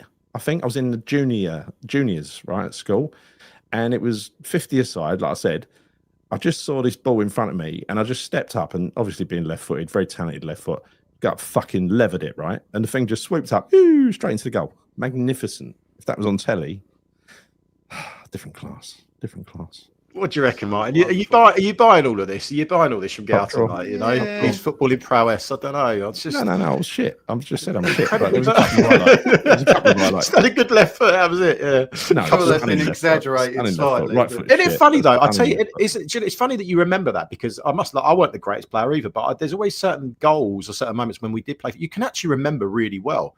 You know, it's funny, isn't it? Like, I genuinely can remember a couple of goals I scored in. Hold on, is Claire posh? Because Lampard's went to a posh school, or was it just Frank? I think we've had this conversation. Was she also sick on your shoe, Claire? Yeah, outside Hollywood's. Yeah, outside Hollywood's. Yeah. Cool, that was a cracking goal, wasn't it? It was a good goal, against yeah. Sweden. Yeah, against Sweden. What a goal that was. Yeah. I think Coventry's still flying because they scored 7 the other week, didn't they? How are they doing now? He's doing well. He got a couple of big results, didn't he, from quite recently? Yeah. My first game at the bowling, 2013, was met Harry Redknapp at a boozer. It was hilarious. It was like, I remember meeting Harry Redknapp. It was a Talk Radio. No, what was the one before Talksport? What did it used to be? 1548. 1548 FM. Capital Gold, 1548. right? 1548. Capital Gold. And you had an evening with Harry Redknapp run by, who's the guy that used to do all the commentary? He ended up on the BBC. Jonathan Pearce. Jonathan Pearce. Yeah. So he was the host. And it was around the time Ian Bishop, who I loved as a player, but he was on the downward slope of his career, right? And he was looking a little bit out of sorts in the midfield. And my dad wasn't backward in coming forward, right? So he always, my dad was proper EastEnder, and he used to, I think it was just me, my dad, and my cousin there, Paul. And what happened was afterwards, Harry stayed behind for a drink with people, right? And so we had a drink. Anyway, my dad's had a drink. Not that he needs a drink. He's pushed through this crowd, held his hand out, and he's gone, H. He said, you're doing a fantastic job. He said, oh, thank you. He said, but you've got to get rid of that cunt Bishop. And he said, well, I ain't going to argue with him. Nothing to do with me dad, obviously, but Bishop weren't there for another 2 weeks. He was gone. Amazing. Everyone knew it was game over for Bishop, to be fair. Yeah, Ginger Pelle's impression of Big Sam. It was actually good. You must have seen that same video. It was fantastic. Fantastic. I love, who's the old keeper who used to play for Brian Clough at Forest? Some of his stories on YouTube are fantastic. Really funny. Oh, Crossley, you're talking about. Yeah, you've seen that one about the contract where he's like, he's gone up. I love Clough's stories. He's one of the very few managers I just find entertaining. And he said he was a young up and coming keeper, and he got a couple of games in the first team, and his contract's running out. He said, and one day after training, he's come up to him. He said, I don't know what he used to call him, but he wouldn't tell the people what the name he used to call him. So it was obviously a bit unsavoury. But he said, right, son, do you want a new contract? He said, yes, boss. He said, all right, well, come to my office, 9 o'clock Monday morning, right? And anyway, shit, Cloughie accent, but 9 a.m. Monday morning rolls. That's a great accent. Sorry to interject again. I can't work out if I close my eyes whether that's Brian Clough or Jimmy Savile. It's one of the two. I just can't work it out. It's weird, isn't it? Can you hear that, Martyn, as well? It does sound a little. Sorry, Gal, it does. Same repertoire, isn't it? Young man. It is. Cheered Chris up at least. I know. Anyway, we can do a Jimmy Savile accent. I mean, it's just who knew. He's gone to see, I think, I can't remember what. Anyway, he's gone up. He's seen the secretary, whoever it was, his PA, and said, "Is Brian available? Is the boss available? Gaffer?" She said, "Yeah, you're going to see him." And he's opened the door and he's turned around. He said, "What can I do for you, son?" Well, you said I could get a new contract. I don't remember that, son. So, all right, well, you better sit down, right? He said, you want a new contract, do you? He said, well, yeah, because if you don't sign a new contract, you'll be going to Barnsley in a couple of weeks, right? And he's got this contract out of his drawer. He said, sign that, son. He looks at it and it's blank. He said, I can't sign that. Boss, it's blank. He said, don't worry, I'll fill it in later. Right. And so he said, you got 5 minutes to think about it. Otherwise, I'm selling you to Barnsley. So he sent him out to walk up and down the hallway for 5 minutes. Anyway, he signed it. He signed a blank contract. Cloughie never fucked him over once. And also, he was Cloughie's first choice keeper for many, many years. It was a trust thing, right? Yeah. He was a bit of a genius like that. Yeah, there's another story with him, and this one I really liked. I think it was something along the lines. But you didn't like my one? No, it's a good story. It's a good story, mate. It was the accent. It was good, mate. But the other one that I've heard, and I can't remember whether it was a contract situation that he was looking to get a new contract, but Brian Clough said, look, come to my house. I think it was following, maybe it was a day before a game or a day after a game, like a professional football game that he's playing, whether that was Division 1 at the time or whatever. Anyway, Geezer turns up at Brian Clough's house and he says, right, you're turning out for this team today. It was a pub team. You had that one as well. No. Brilliant. No, what it was, that was Crossley as well, because Crossley, he started to get really familiar with the first team. Like, he had a couple of games, and he now thinks he's one of the big boys, but he's only a youngster. And he started being really casual with the other boys, and he said, see you later, lads, see you Monday, right? As if he's one of the boys. He's only had a couple of games. So Cloughie wants to take him down a peg or two. So he says, come round my house Sunday, son. Be good if you bring your boots and your gloves. No. And he's come in. He sat there, whatever his wife's called, sat him down. He said, "Very nice of you to come round and play for my son's Sunday league team." Very nice of you, right? Anyway, so he's done that, and he's actually gone. You got Brian Clough and his other son, not Nigel, the other one, standing on the touchline. He's played. He's a ringer. He's got found out. The league have fined him 50 quid, right? And Cloughie took it out of his wages. Brilliant. I like the Stuart Pearce one as well. That's funny. Where he said he's a fraud. He's been advertising in an electrical company in the programme. That's right. Yeah. He's going, is it Stuart Pearce that come round and do it? No. And he gave him his mum's toaster. Yeah. He said, fix that. You're a fraud. Brilliant. You're from Collier Road, Glenn. Practically lived in those porter cabins. I'm not far from Collier Road. Yeah, the Ghetto Blaster one was good. He asked him to turn it down twice. Oh, and in the end, that's brilliant. Yeah. So that was Vinnie Jones and that lot, wasn't it? Yeah. Yeah, excellent. He also gave him a car, Crossley, right? Didn't give him a choice of car. It was just a brand new white Ford Escort or something, right? It was the car his daughter didn't want. He bought it for his daughter. Yeah. Passed it on to him. Charged him. Took him out of his wages every week. Yeah. You don't get people like it anymore, do you? You don't. Nah. Right. So you got Magassa and Guilherme. We've done that. Paqueta. Very quickly on Paqueta.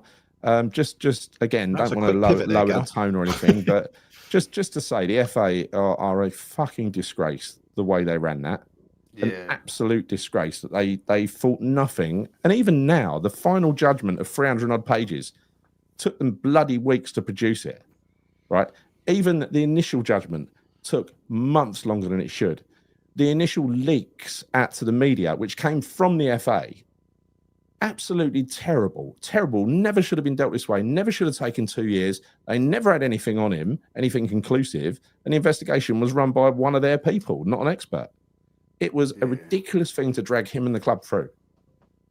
So they should be fucking ashamed. And I genuinely hope that there's some recourse. Is all they're saying at the moment is they're deciding how much they're going to fine him. They're going to fine him 150 grand or something.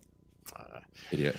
300 pages of official judgment from the FA on how their case fell apart, basically. Did you see the transcript when they was trying to get Moyes to read out the? It was brilliant. It was absolutely brilliant. I mean, Moyes, you know very well. You know, like when Moyes was the worst pundit ever. You remember when he went on TV and he went on the radio and he would not give an opinion that contradicted a team's manager. Right, because he doesn't do that. He doesn't believe in pundits undermining a manager. So he's the worst fucking pundit ever. Right. He even believes less in non-football people giving football opinions. Yeah, that's it, really. That's brilliant. Where he said, "Oh, we're back in my world now." And exactly. He completely tore it apart. It was perfect, right? Perfect. They even pulled in the referees, didn't they? And asked them if they thought the cards were dodgy and that, and it's just had no grounds for anything, did it? Unless they had any evidence of him actually doing the gambling thing with his. What sounds more likely in hindsight is the little thing about his mum has got a salon, and his mum talks about her son all the time, what mood he's in, whether he's happy, whether he's angry, whether he's this, whether he's that. It's very likely that people were picking up on those little tips and putting a bet on, isn't it? Mm-hmm. Yeah, and I remember Tim when we first signed him. Tim Vickery was on Talksport and they were saying, "What sort of player is he?" And he said he gives the ball away a lot and frustrated. He did say that. I remember it. And he said, and he has a yellow card like every other game. Yeah. So that is just the player he was, wasn't it? You're not going to take that. It is. It's exactly who he is. He's an emotional character, isn't he? He's an emotional character, and he will try stuff. But if you So I always think in two minds, when he gives the ball away, that's why I was really delighted with what Fernandez done last week. He went and got the ball back, because you've got to have a team working for you when you've got someone like him in the team, because he will play Hollywood pass, because he'll believe it's on. And quite often it will be. There was that one where he just tried to do a weird sort of chip into the box, didn't it? It went straight to their defender, but Fernandez recovered it, and that's how Fullkrug got the shot. Yeah, that was a weird one. It's like he side-footed it with the intention of looping it over the defender's head. I know exactly what you're talking about, when Fernandez got it back and put it back. Yeah, it's a weird one. But the thing, he's on fire at the moment, isn't he, Paqueta? He's on fire. Was it 4 in 4 now for club and country? Honestly, I do believe firmly if he can keep him fit for the rest of this season, I think he'll have an absolute standout and stellar season because he's got the weight of the world off his shoulders now. And I think you can see now that he's playing with a lot more confidence and freedom. And I think hopefully, long may that continue because it can be the difference for us in games. He is that sort of player, isn't he? Yeah. Clattenburg said that he wouldn't have given most of those cards.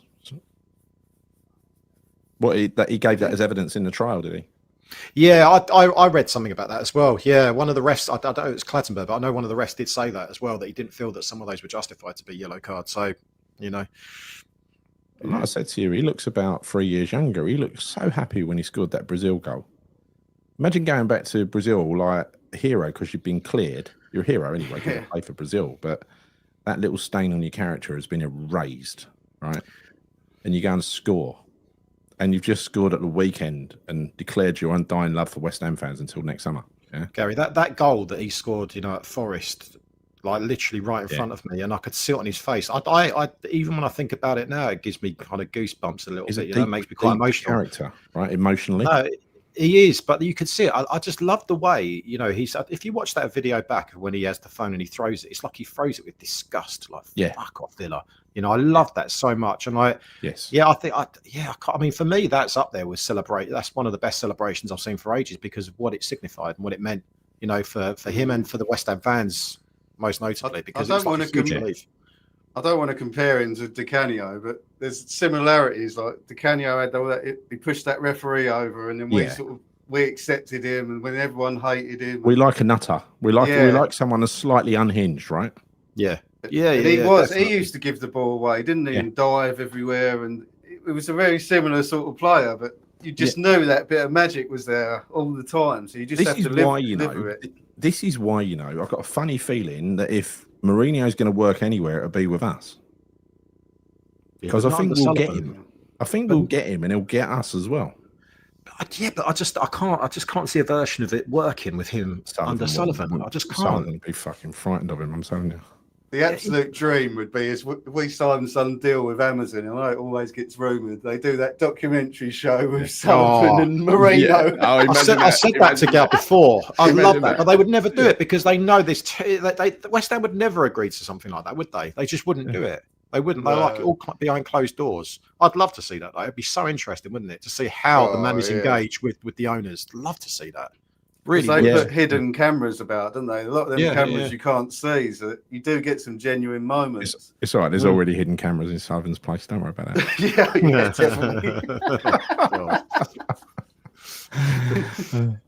Definitely. It's the way Paqueta connects to us fans, but exactly that. I think I said, on an emotional level, I think he's a very deep character, and I think he does appreciate the support he's had, definitely, and from the club as well. To be fair. So no, absolutely right. Let's leave it there. We ain't got anything else. We've been going an hour and 37 minutes. I only meant to go an hour. We've done it. We've blown it again. Cool. Anything else, Martyn? I don't think so. Have we cleared the decks? Yeah. Anything else in really? stock? No. For international break to do an hour and 40 minutes. There's a lot going on, though.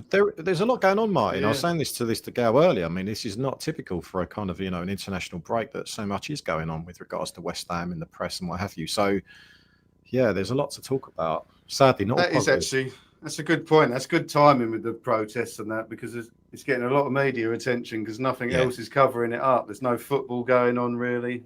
Absolutely right. And I think, just to say it again, whether you go to games or whether you don't go to games, I think it's important as a fan base, if we're ever going to make anything happen, number one, we can't be fickle.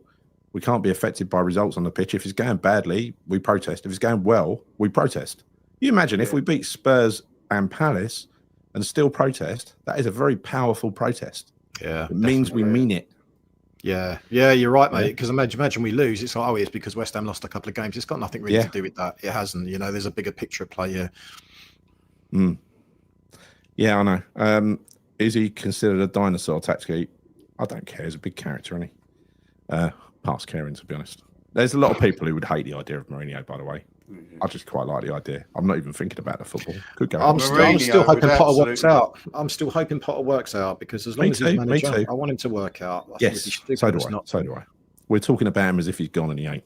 Yeah, No. exactly. Still here. He ain't got much ginger hair left, but he's still here. He's going very grey, isn't he? Was Potter ginger? Well, exactly.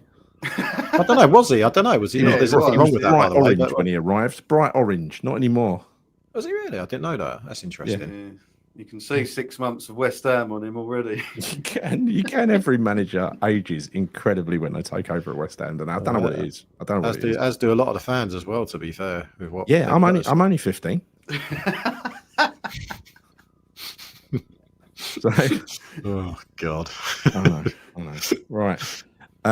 Chris, anything else from you? No, Tough nothing paper from me. round. Tough paper round. Yeah, nothing from me, mate. No, I'm just. I actually am missing the football. It's a shame with these international breaks because I think when you get a win, you kind of want to carry on with that momentum. So I'm hoping we still have some form of momentum going into the next, to the Spurs game. And I just hope also that we don't get any more injuries over this international break because, I'm consciously aware that Bowen, he's probably going to play against Andorra, I would imagine. Definitely. It'd be disastrous if we get an injury to Bowen. I'd tempt fate here, but we have got a few players out there, What? Yeah. Fuck you, Tony. How dare you? That's a compliment, Tony. That's a fucking compliment, mate. Fuck you as well, Chris. Jose's a born winner. That is what I'm thinking. There's only one club he's failed at. So imagine if he came to us and succeeded. He'd love to be our manager. The Spursy. attention. Well, he's kind of put it out there, isn't he? He's kind of put it out there. I want to manage a team at the bottom of the Premier League. Like, it's like, yeah, that's us. That's where we were when he said it, like about a week ago, right? Yeah. So, Hold on a minute. This is Ryan. Good morning, chaps. Is that the new Jim White? And so, enough of the Jim White, Ryan. Fuck's sake. Always on Sky Sports. Yes, I am. Yeah, there are similarities. There are similarities with the the board favoritism and all that kind of stuff with you and Jim. Yeah, I know you're a big fan of the board, gal. So big fan of the board. Very big fan of the board. Oh God. Oh look, it's caught on already. Look, Glenn, Claire. Good night, posh bird. Claire said something earlier on in the chat about her school being known as something which sounded pretty bad. I don't know what it was, Claire. I kind of caught a glimpse of it. I don't know. It was a posh school, but it was not. I don't know. Was it? Was it well posh? It must have been well posh. It was something along the lines. I don't know if I'm wrong here, but did it say something like it was known as something whores or something? Did I get that wrong, Claire? Whores? Yeah. That's not the thing you say to a lady. She said it, not me. I'm sure it's something like that. I read it. Right. Did you not see that, Martin? It was in the chat. I'm sure, Claire. Can you just Martin verify that for us? I don't want to sound like I'm being horrible here. I thought you said that. I'm sure I saw that. You're the only one that saw it. No, Claire, please. Can you just verify? What did you actually say about your school? Whores on the hill. Thank you. There you go. That's what a school was known as. I'm not lying. Why would I do that to Claire? Never in a million years. Pellegrini was the engineer. Then Mourinho is the wrecking ball. I don't know. What have I woke up to? Don't know. Whores on the hill we're sounds like laughing. some kind of like X-rated horror film, doesn't it? It does. She did. Whatever. Right, we've got to stop. We've got to stop this. I said I'd be in at 9:30. Oh, here we go. The Secret Heart of Mary, Girls' School, Upminster, known as Whores on the Hill.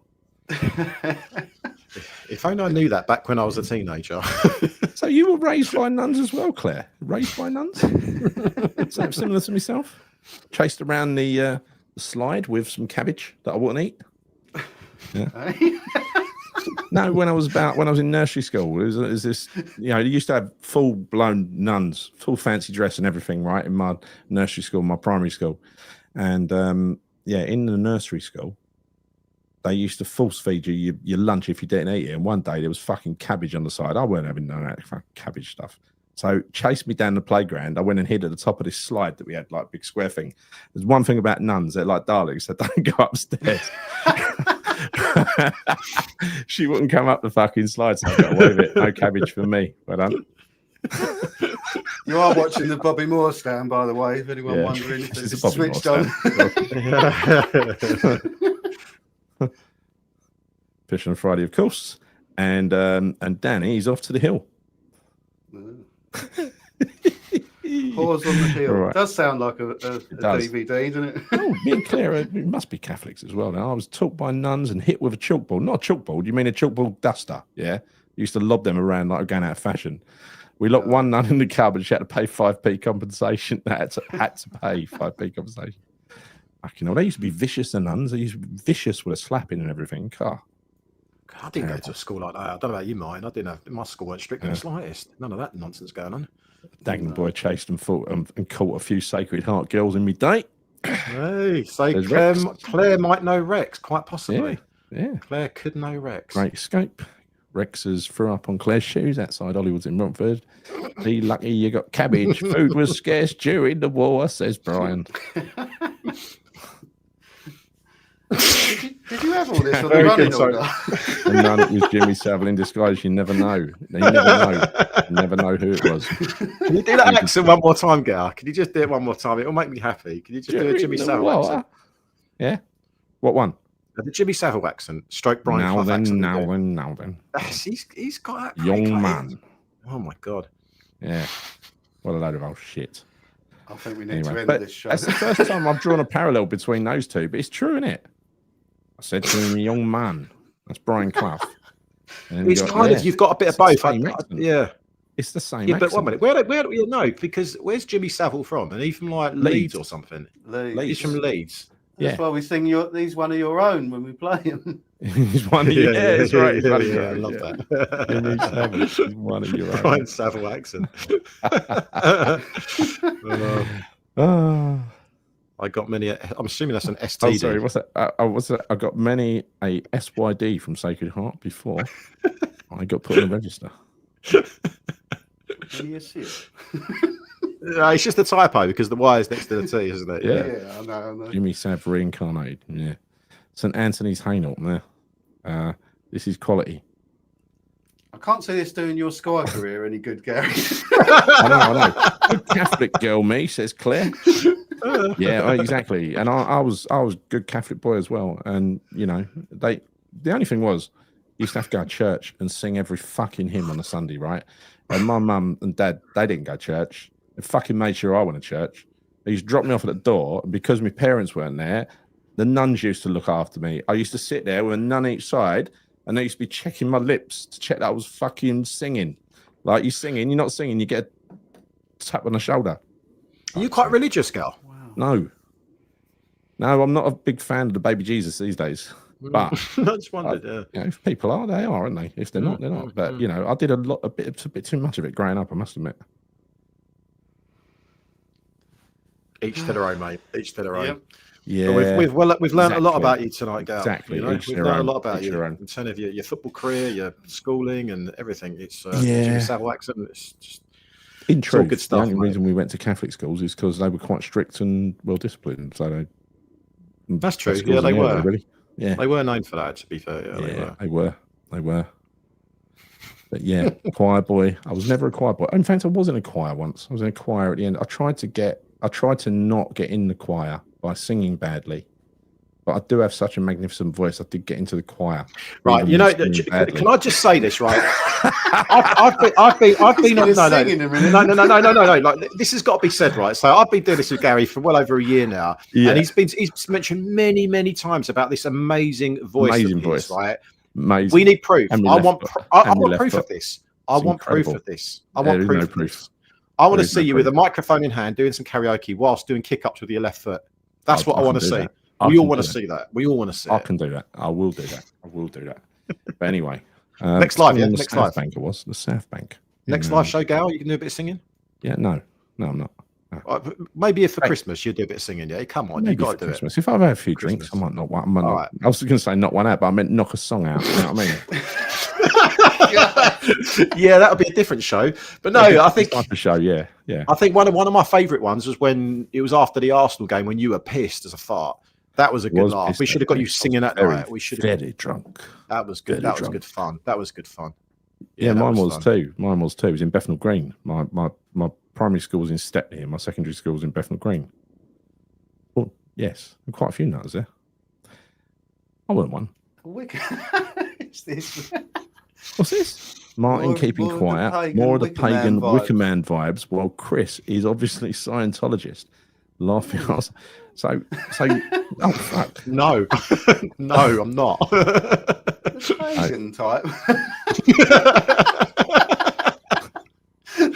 First time I've been called that. You do get some funny comments sometimes, though, honestly. Some of the things people have said before, I mean, oh my God, seriously. Oh, no. The lookalike ones always make me laugh. The lookalikes always the funniest ones. Oh my God. Oh, you had John Terry, didn't you, the other week?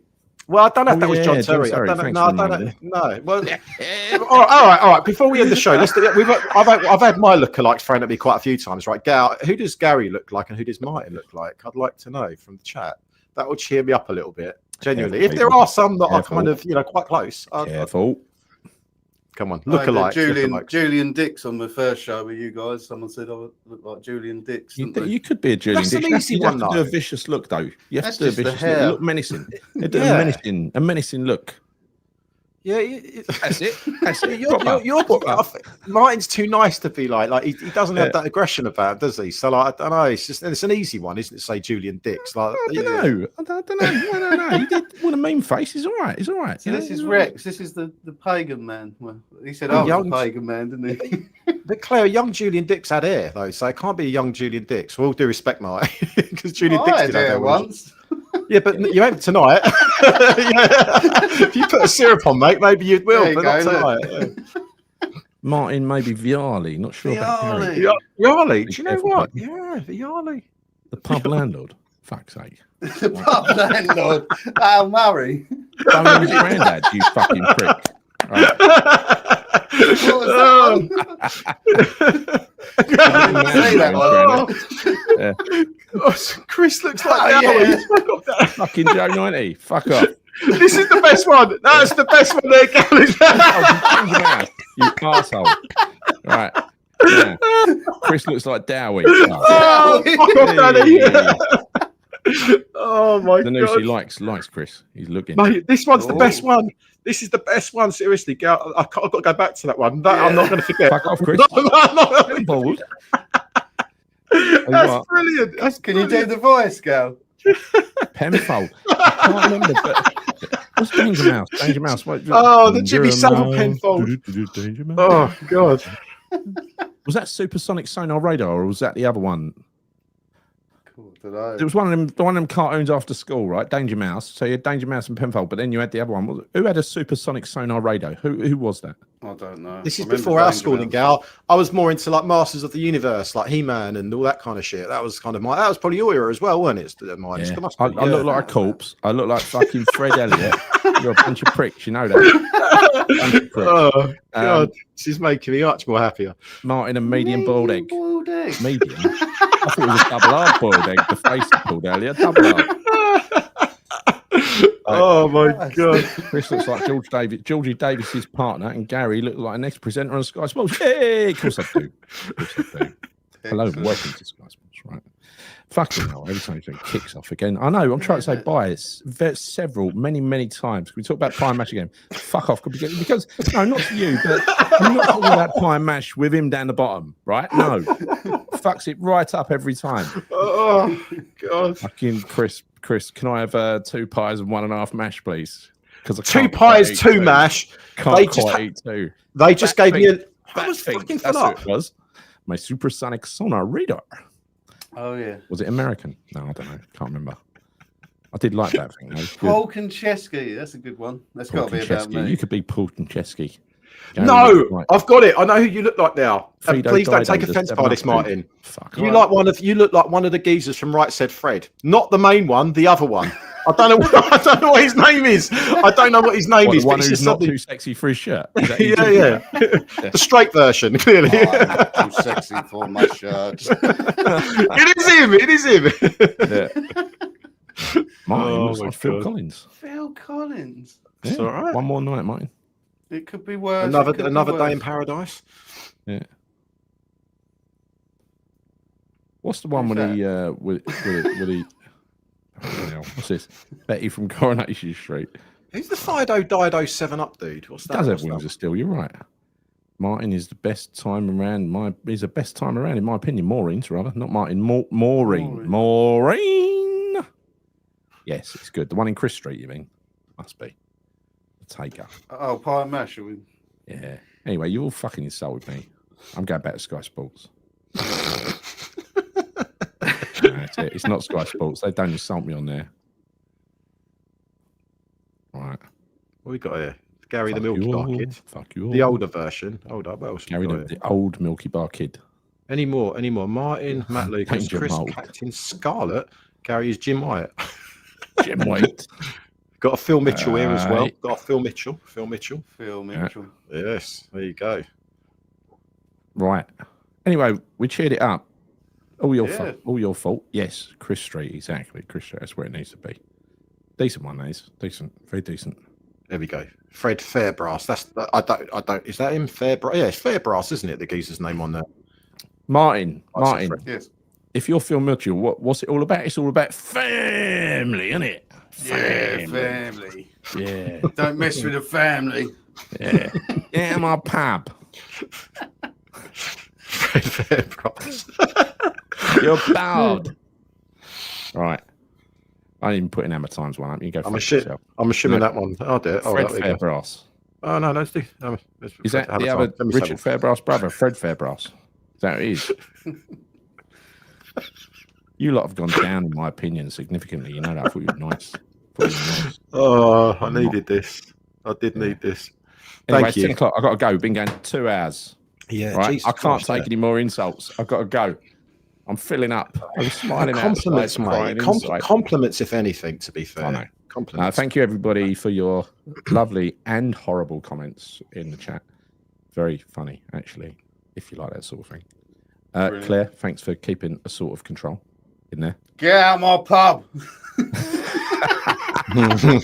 What's Joe 90? Joe 90. Why do I not know? What is that? It sounds familiar. What's Joe 90? That was a young kid with glasses taking a piss out of me, innit? Oh, right. Is that, okay. Yeah. I thought Danny would just be naturally taking a piss out of me, to be fair. But yeah, nah, just fair enough. Out of me, so well, he did say I look like Dowie just now, so he's obviously going to dig at me and all. So fuck you, Danny. Remember that own goal Dowie scored? That was brilliant, wasn't it? Yes, of course. Oh, stop Paul. Stop Paul. Yes. Great header. Right, isn't it? Great header if he was playing for Stockport. Yeah. He was playing for us. Yeah. Anyway. Thank you, everybody. Thanks for... Oh, by the way, subscribe to the channel, please, if you ain't. Hit like. Yeah. What else? Bell notification icon. Whatever. That's it, I think. So, when are England playing? Tomorrow night, mate. I'm gonna miss it. Right. I'm gonna miss it. I'm going to BBC party or Radio in the Park, wherever it is. I've got a full on itinerary. They're the ones I tried to get tickets for. What was it? Yeah. So we've got Stereophonics. Brian Adams, I is headlining it. Kid Creole is there as well. Belinda Carlisle. Bringing the coconuts. Is he bringing the coconuts? Yeah. Apparently they're going to do a conga line for that. Yeah. No, I'm looking forward to it, mate. Yeah, but I wouldn't be surprised. Some of these people who come back together, they're not the full thing. It's like I saw One Star at Butlins. So I wouldn't be surprised if the coconuts were missing. You know what I mean? Yeah. No, I'm looking forward to it. I don't know who I'm looking forward to seeing the most. In all honesty, probably the Phonics, I reckon. Yeah. Yeah. Brian Adams. Brian Adams. Yeah. He had that really annoying song that was a #1 for fucking 3 years. It was just the one from Robin Hood or whatever that. I hated it. Yeah, I hated it. It got a bit. I bet he does a version of that that lasts about 25 minutes. Oh God, there's going to be loads of soppy bastards. Fucking loads of love songs, Chris. You're going to be sticking pins in your eyes, and then Stereophonics come on, brighten it up a little bit for you. No, they're starting. I think actually Brian. I think Brian Adams is the headliner, so we have to wait for him. So we're going to have to go. And there are also some left actors. Like I think Ronan Keating's there tomorrow as well. No one wants to see Ronan Keating anymore. I can't stand Ronan Keating. No, I can't either. I don't really want to see him. I think Jessie J's there. Jessie J's good. I like Jessie J. But Ronan Keating, what was that song? Life is a roller coaster. No, not that one. That was boring. What was that one? Well, that boring, to be fair. That Boyzone song. Well, you say it best when you say nothing at all. Fucking God, fantastic. From the Notting Hill movie, wasn't it? Yeah. God, in other words, shut up. I must say, there's a lot of soppy fucking songs coming tomorrow, aren't there? I didn't think I was looking forward to it. Now I've got these visions of love songs and all these love ballads being played tomorrow. Yeah, good, is it? Belinda Carlisle's all about love songs as well, wasn't she? Belinda Carlisle. Yeah. Oh, chisel cheeks. Sadly. Jesus. Jessie J would be good though. A few good songs. She's got a decent voice. Few good songs. She's got a decent voice. Yeah. I'm sure Brian Adams must have a decent repertoire. He's been going for about 50 years. I just got this image of someone coming home tonight. Yeah, look, that's thinking, what am I going to watch? Summer of '69. That's when I was born. That's when I was born. I thought you were 15. That's a tune. That to be fair, that is a tune actually. Well, it is. They wrote it about my summer. You know, that was the summer of '69. Was a special summer. Very special. Because you weren't born in July, weren't you? So July, and 2 days later, the moon landings. It's a very special time. No one talks about the moon landings. They talk about when Gary was born on the summer of '69. Summer of love. It was summer of love. Someone must have just come in and turned on and think, well, what's this? Oh, I'll watch this about West Ham. If there's anyone in the chat who's thinking, what the fucking hell is this about? Daddy's sorry, Daddy, I ain't got any spares. But tried to get more. Gary tried to get some, didn't he? I remember I bought them that day, and I was like, yeah, see if you want to get tickets. And they're all gone. Yeah, they're all gone, mate. Yeah, he'll sell them to you for Danny for 400 quid each. He'll sell them to you for 400 quid each. It'll be all right. Yeah. Oh, do you know, I might swap mine for Everton away. Actually, I've asked Danny because I want to go Everton away. I do. I want to go Everton away. Yeah, if anyone's got any Everton away tickets, seriously, I need to go to that game. Definitely do. Are you going to go to that? You got it. It is, but you know, like I've got to go. I've got to go. I'm late. Yeah. All right. What, to Everton away or to? I've got to go now. I've got to go. I'm going to get killed. I was supposed to be in at 9:30 latest. Oh, gal. Yeah, I should go as well. Actually, to be fair. Yeah. 2 hours 5 minutes. It's a record show on the Bobby Moore stand. 2 hours. Respect and subscribe to the bloody channel. Go on. Because Gary's going to get a beating from his missus. So just give him a like. I've been insulted and mortally wounded tonight. Now I've got to go and lick my wounds. All right. All right, fellas. Good weekend. Cheers, Chris. Cheers, Martyn. Nice Cheers, one. See you later. Cheers, fellas. Thanks, Come on,